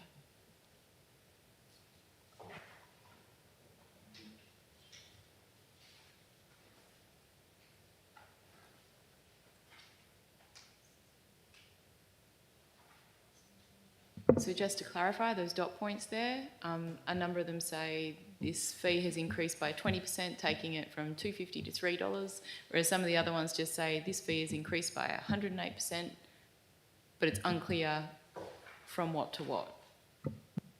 Thank you, Councillor Davey. So in the attachment, Councillor Davey, you'll see that there will be last year's fee listed, and then the recommended fee for 24-25. Sorry, which page of the 390 odd pages is that? Well, it's listed for every fee. Are you able to bring the attachment up? See? No, not that one. No, sorry. The actual schedule. That's attachment 924.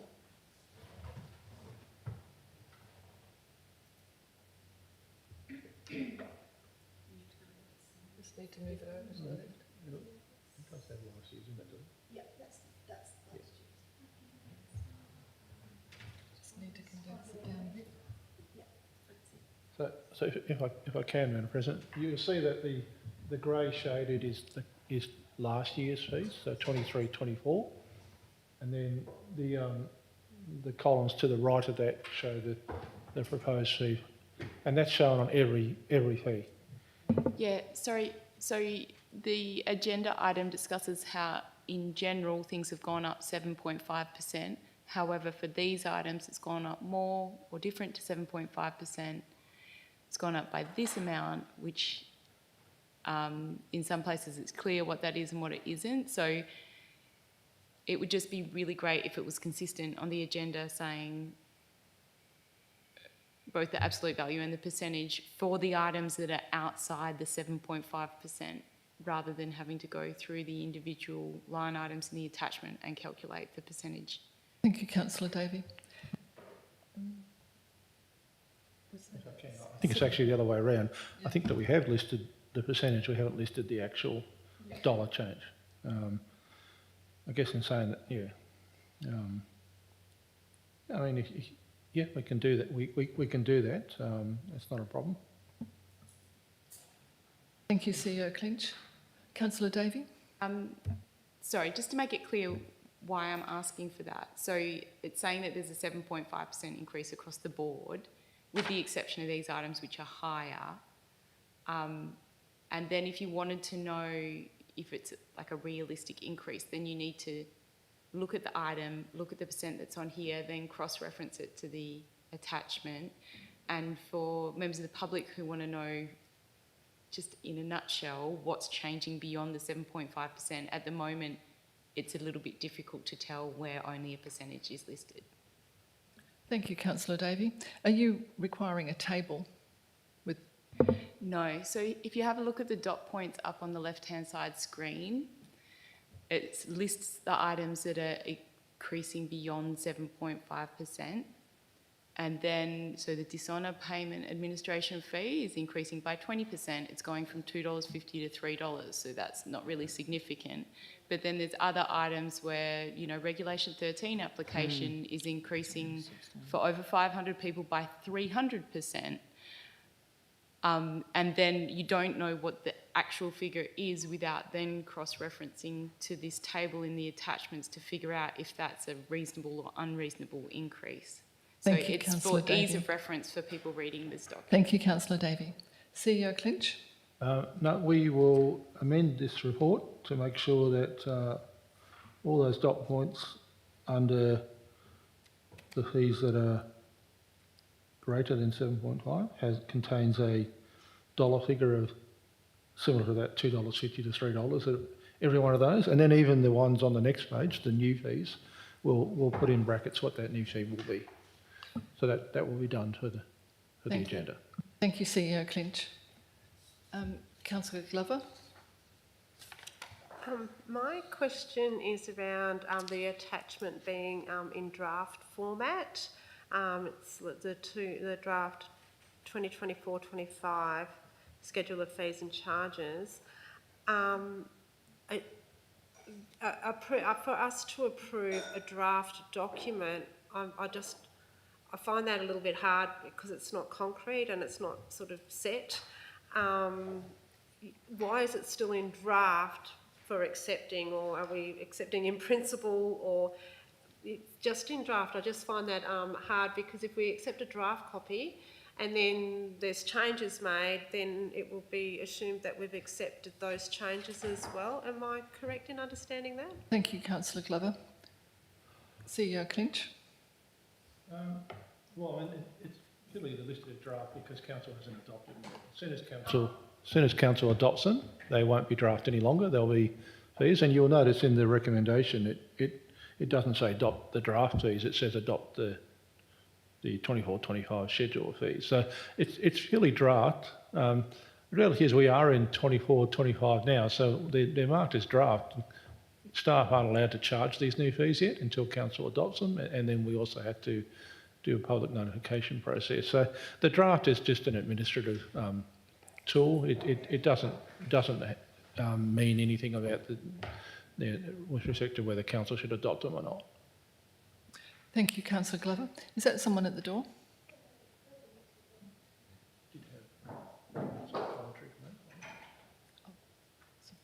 Oh, I beg your pardon. CEO Clinch, I didn't mean to cut you short. No. Sorry. I was going to, just on the fees and charges, so there are a few changes from what it's in front of you. So you'll see the recommendation part 2. At the time of preparing this item, we didn't have the curbside waste collection charges determined, and at one time we thought we wouldn't have that done until close to budget.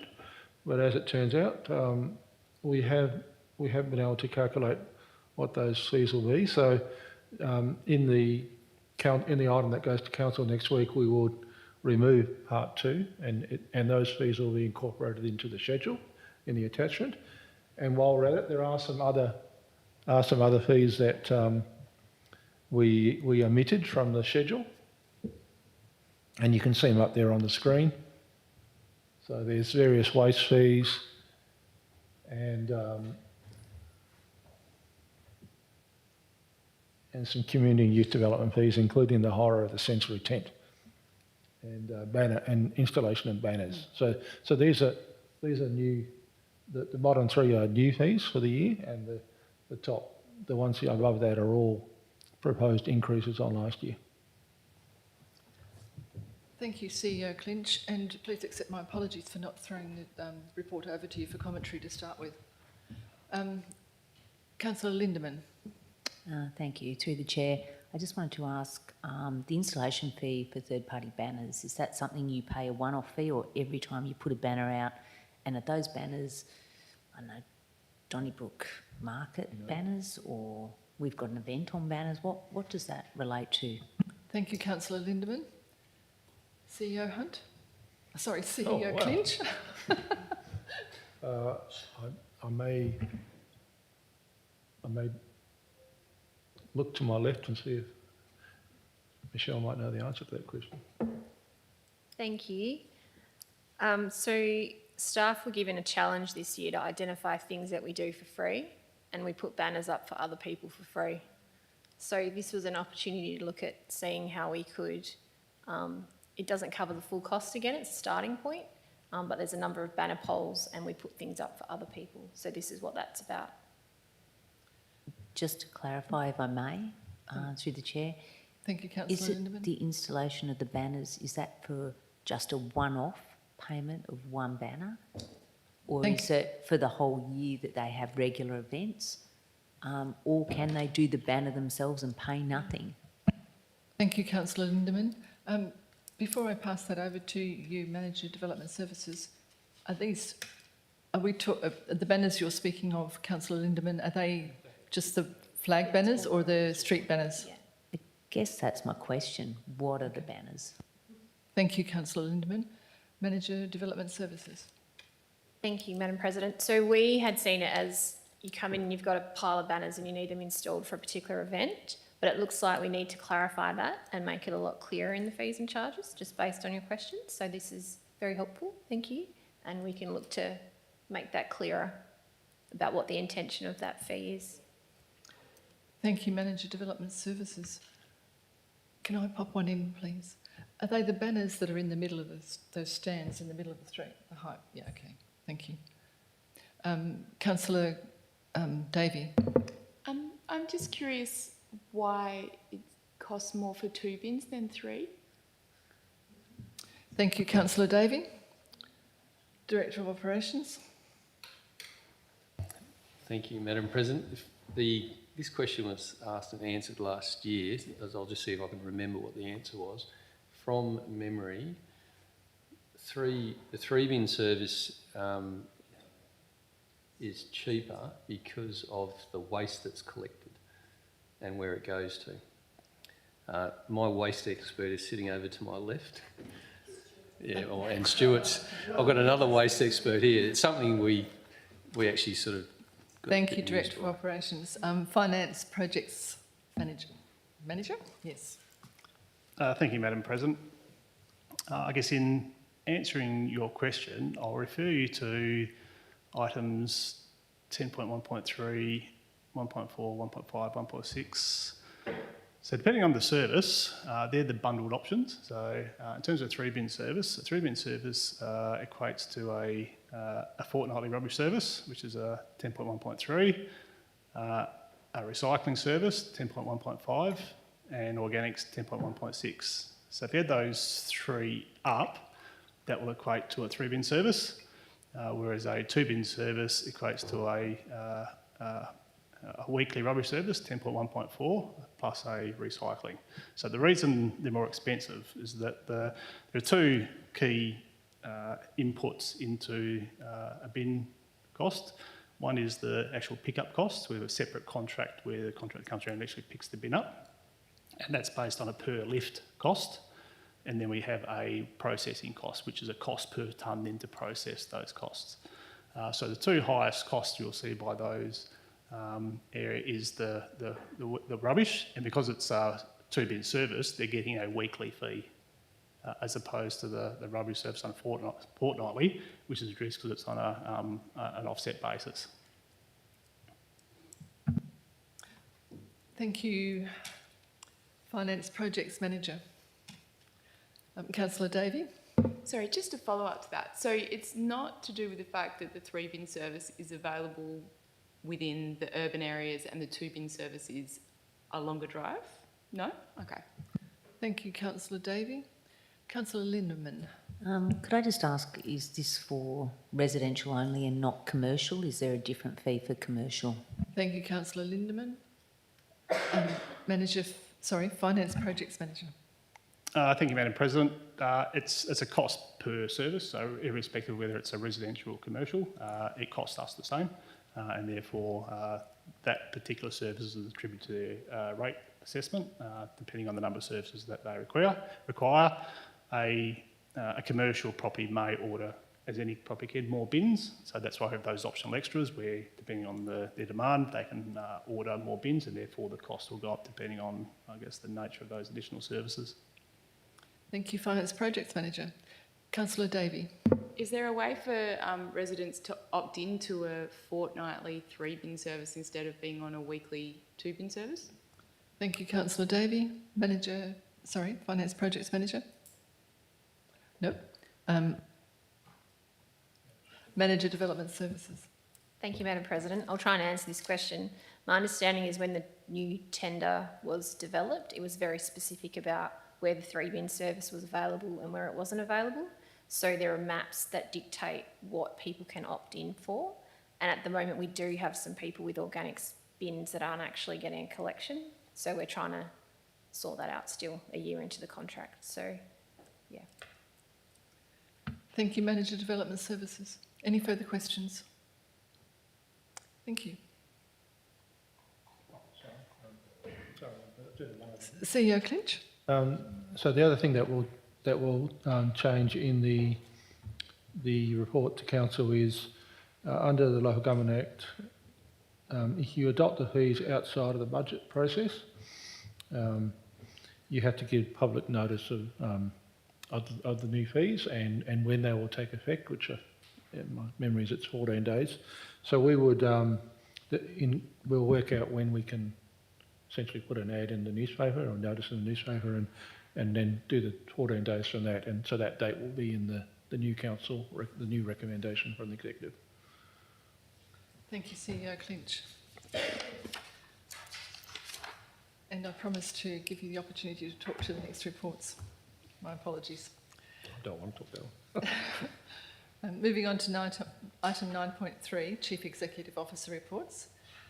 Item 9.3.1, the Council Plan Biannual Progress Report for January to June 2024. CEO Clinch, would you like to speak to the report? Very, very minimally, Madam President. I mean, obviously you've seen these biannual progress reports before, so essentially this document outlines the changes that have happened since January and implementing the various actions contained in Council plan. I think it's fairly self-explanatory. It's colour-coded. It gives you an indication of where things are at, and budget-wise, whether they're over budget, under budget, or on target. So happy to take questions if there's any questions on anything specific. Councillor Davey? Yeah, I just have one request, and that was that the legend be included to explain what the symbols mean in the budget status column, please. Can you just repeat that again, please? So in the report, there is a column on the right-hand side called the budget status, and it has a series of symbols in it, which have just been explained by CEO Clinch, but it would be great if there was a legend in there so they didn't need to be explained. Thank you. CEO Clinch? I agree completely, and we'll make sure that there's either a legend put in or a different way that's more explains it better. But yeah, a legend can be certainly put in the document. Thank you, CEO Clinch. Are there any other questions?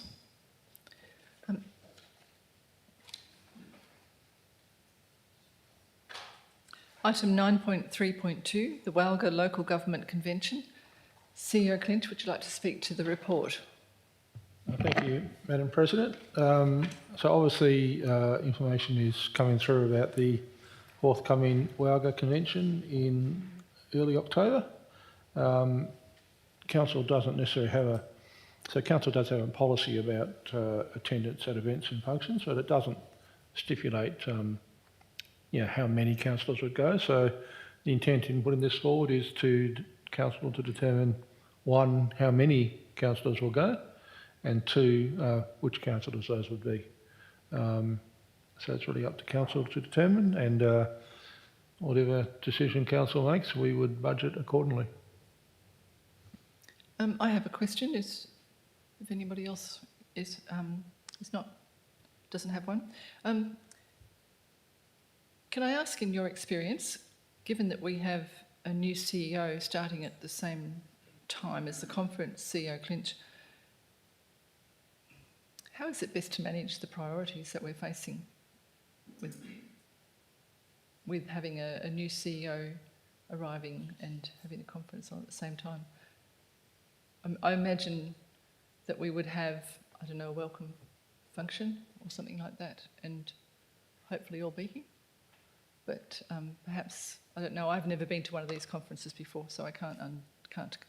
I'm looking for input, I guess. Well, I think the timing could have been better from Walga's point of view, from Self's point of view. So yeah, the new CEO starts that week. I think the day before the conference. So I think it would be nice if Council did have some get together with the new CEO, and that obviously would be a little bit more difficult if a number of councillors weren't here because they were at the Walga conference. So you might have to defer the meet and greet and welcome to the second week. I guess it depends on how critical Council sees the need to do that, and whether that's more critical than having councillors at the Walga convention. Councillor Lindeman, thank you, CEO Hunt. Yeah, Councillor. thanks. Through the chair, to yourself, really.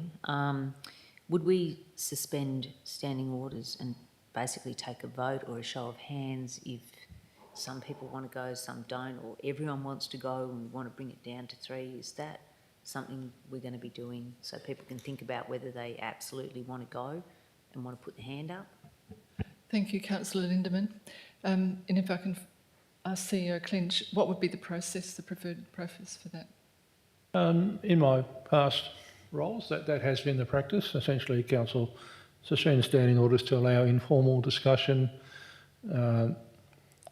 The presiding member, the President, would ask for a show of hands from which councillors are interested in attending, or may initially actually ask how many councillors would Council be comfortable in allowing to go, and then asking for a show of hands who wants to go. And if the show of hands is either that number or less than Council had agreed to, those councillors would be, I guess, nominated, and you come out of suspending standing orders, and you would resolve to send those. If there were more hands than Council was prepared to send, you would have to do some form of election process. normally I would recommend you do that by a secret ballot process, and councillors would then vote on which councillors were to attend, and then you'd come out of suspension of standing orders and formally resolve to send those councillors. Thank you, CEO Clinch. Councillor Lindemann. Just to add that further question to that then, is this an opportune time on the record for people to know that perhaps they need to speak to a motion for themselves as to why they would gather, benefit from going? So they need to maybe think about that. If I'm going to be casting a vote for someone, perhaps they can speak for themselves or to the motion. Thank you, Councillor Lindemann. Is CEO Clinch? Not sure. Oh, look, I mean, council can really, as long as it's all agreed, do whatever process you want. I mean, it's almost like election campaigning there. If you felt that you needed to, I guess, what criteria has council used in the past to determine which councillors can go? Has it been that type of process in the past, or is that something you want to change? It's up to council, and I guess it's a moot point because we're not really aware of how many councillors want to go, and also how many council is prepared to send. So if those numbers are similar, we won't have to do any of that. So I guess we're just going to have to probably suck it and see on the night and see what comes out of that. Thank you, CEO Clinch. Any further questions on this item? Councillor Glover. From my experience about attending this convention last time, there is and I've been trying to remember whether it was an AGM or something similar that was hosted where you were able to put in a motion and to speak to a motion around that as well. I do see it that is an opportunity to advocate for our shire or for other shires around, especially, looking at sustainability and those types of items as well. Last time I went there wasn't very many motions that were put through. And I do see that it is a really good time to actually speak up for looking for, requesting additional funding for things like, solar power or water tanks, things like that to make things more sustainable within. Have you got a question? Because this is probably a debate style discussion for the OCM. I haven't finished. I was putting, sorry, I probably should have prefaced it with a little bit of context. Okay. All right. Yeah, so sorry. So I was wondering that if we were to attend because of those ideas about sustainability, can we get some support around putting forward a motion to present at that particular event so that we've got some good information to provide to put in for to advocate for our local governments, not only ours but all of them as well. Thank you, Councillor Glover. CEO Clinch. I haven't seen it, but I'd be pretty confident that the deadline for submitting motions is well past. It normally comes through in April or May, because we would expect to receive the motions for consideration at the AGM within the next 4 weeks, because a lot of councils, and I think this one as well, usually look at those motions and then direct their voting delegates, if they're sending voting delegates, on how to vote. So I think the opportunity to put motions up is gone for this year. And I can also say that WALGA actually doesn't really encourage a glut of motions, because they would rather council use the zone process to raise motions during the year rather than save them for the AGM. But in saying that, there's generally half a dozen to a dozen motions every year at the AGM. So council will see those. If they resolve to send delegates, they'll have to direct their delegates how to vote on those. Thank you, CEO Clinch. Councillor Glover. Can I just get confirmation that it's not too late to put those motions in? Last time I did just see very specific ones about a road or different things like that verges, things like that as well. If I can get confirmation about that, because that was something that I'd like to speak to more. Thank you, Councillor Glover. Yes, CEO Clinch? yes, we'll look into that tomorrow. Okay, any more questions on item 9.3.2?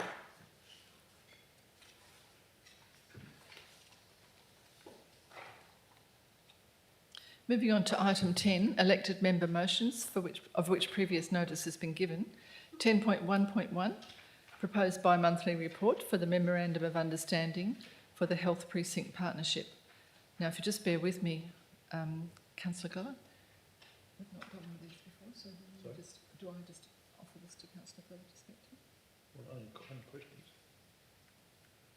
Only your questions. Okay. Do any councillors have questions around this item? Councillor Lindemann. Probably a bit ignorant on this. The Memorandum of Understanding, what do you expect to have in a bi-monthly report? What are we looking to get? Is it that they're actually working together, or we're moving on? I'd just like to know what this report would hold, from my understanding. Thanks. Thank you, Councillor Lindemann. Now, do I throw this to Councillor Glover? No, because that's pre-debate. Okay. CEO Clinch.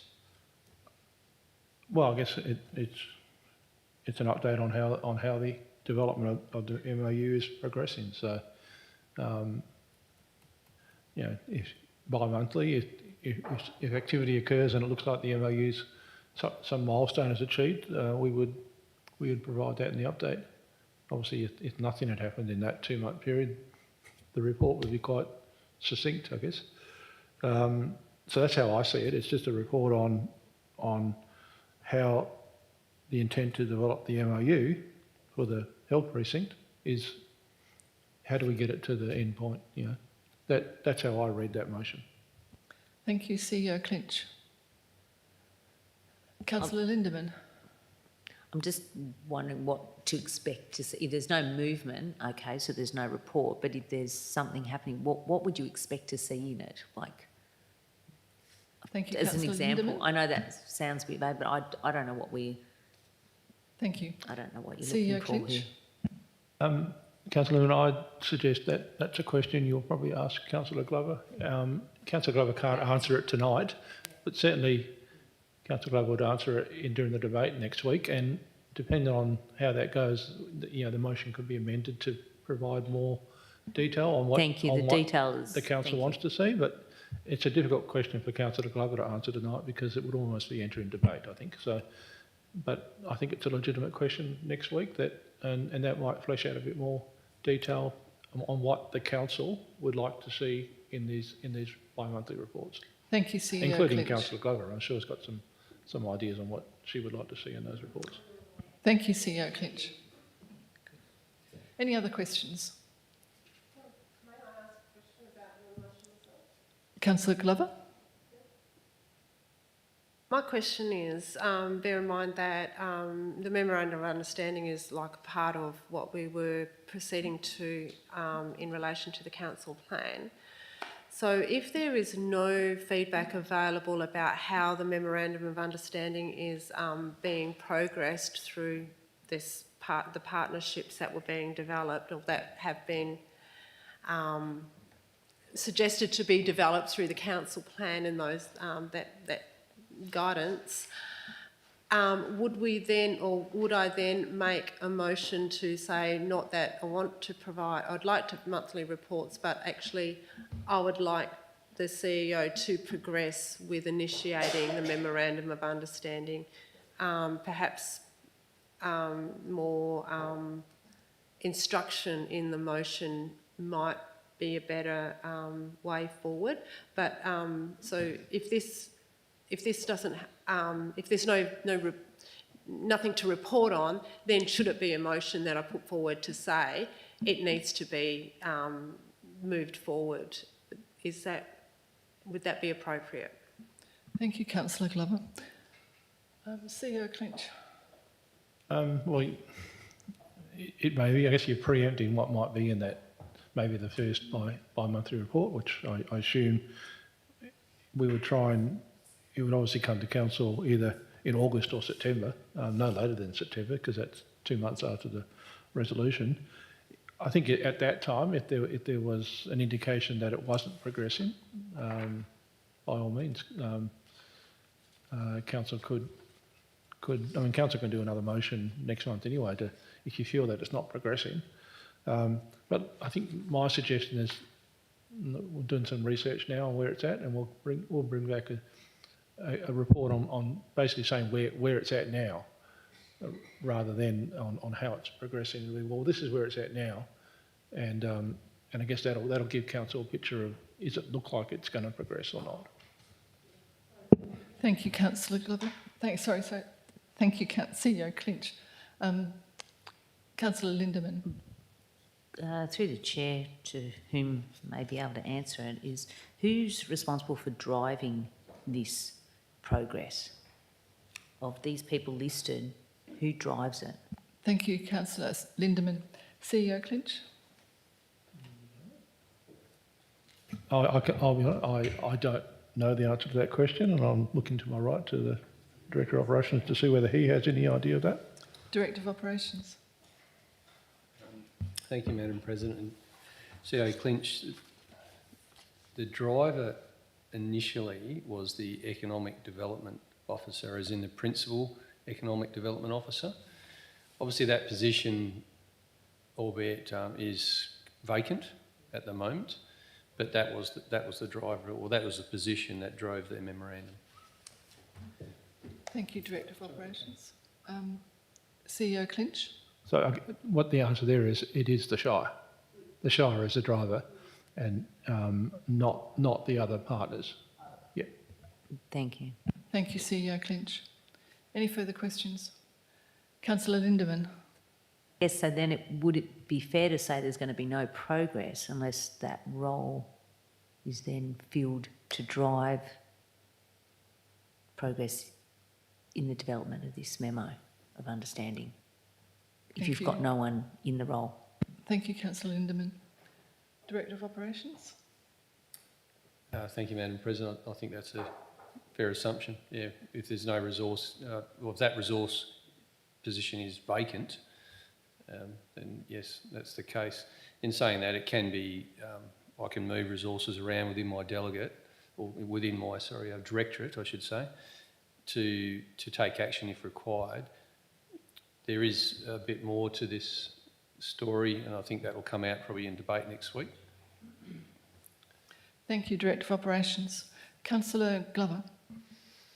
The council plan was written in 2021, is that correct? When did the Economic Development Officer commence and cease work with the Shire of Donnybrook-Balingup? Thank you, Councillor Glover. The CEO Clinch. Can I be frank? I don't think it's anything to do with the Economic Development Officer. I think this is, if council, it'll be the CEO's, if council wants something to develop, it's up to the CEO to work out how to do it. And if there's no Economic Development Officer, he'll either come back to council and request resources, or he'll find another way to do it. CEO might have to do it himself. So at the end of the day, this may well be a KPI you want to set for the new CEO. I don't know. Certainly not recommending KPIs, but at the end of the day, it's the CEO's responsibility to implement council decisions, and this is a council decision.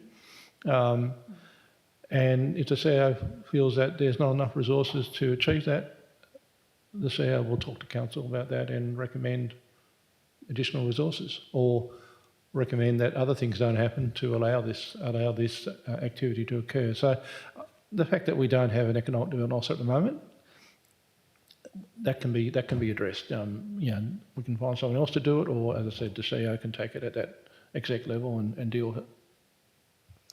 Thank you, CEO Clinch. Are there any further questions? Councillor Lindeman. It's a risky. Is there a copy of that memo in the attachments that you can put up? Okay, Thank you. so I didn't see it done under... Um, Okay, thank you. CEO Clinch? Can I ask whether council feel that would add value to the, we can make it an attachment if Councillor Glover, this is Councillor Glover's motion, so we don't generally add stuff, but if Councillor Glover's happy, we could add it as an attachment. Councillor Glover? Yeah, that would be absolutely fine, but I also previously asked for it recently because it came up in regard to the medical centre, and it is in the council documents as well. Thank you, Councillor But Glover. yeah, if it went as attachment, that would be fine too.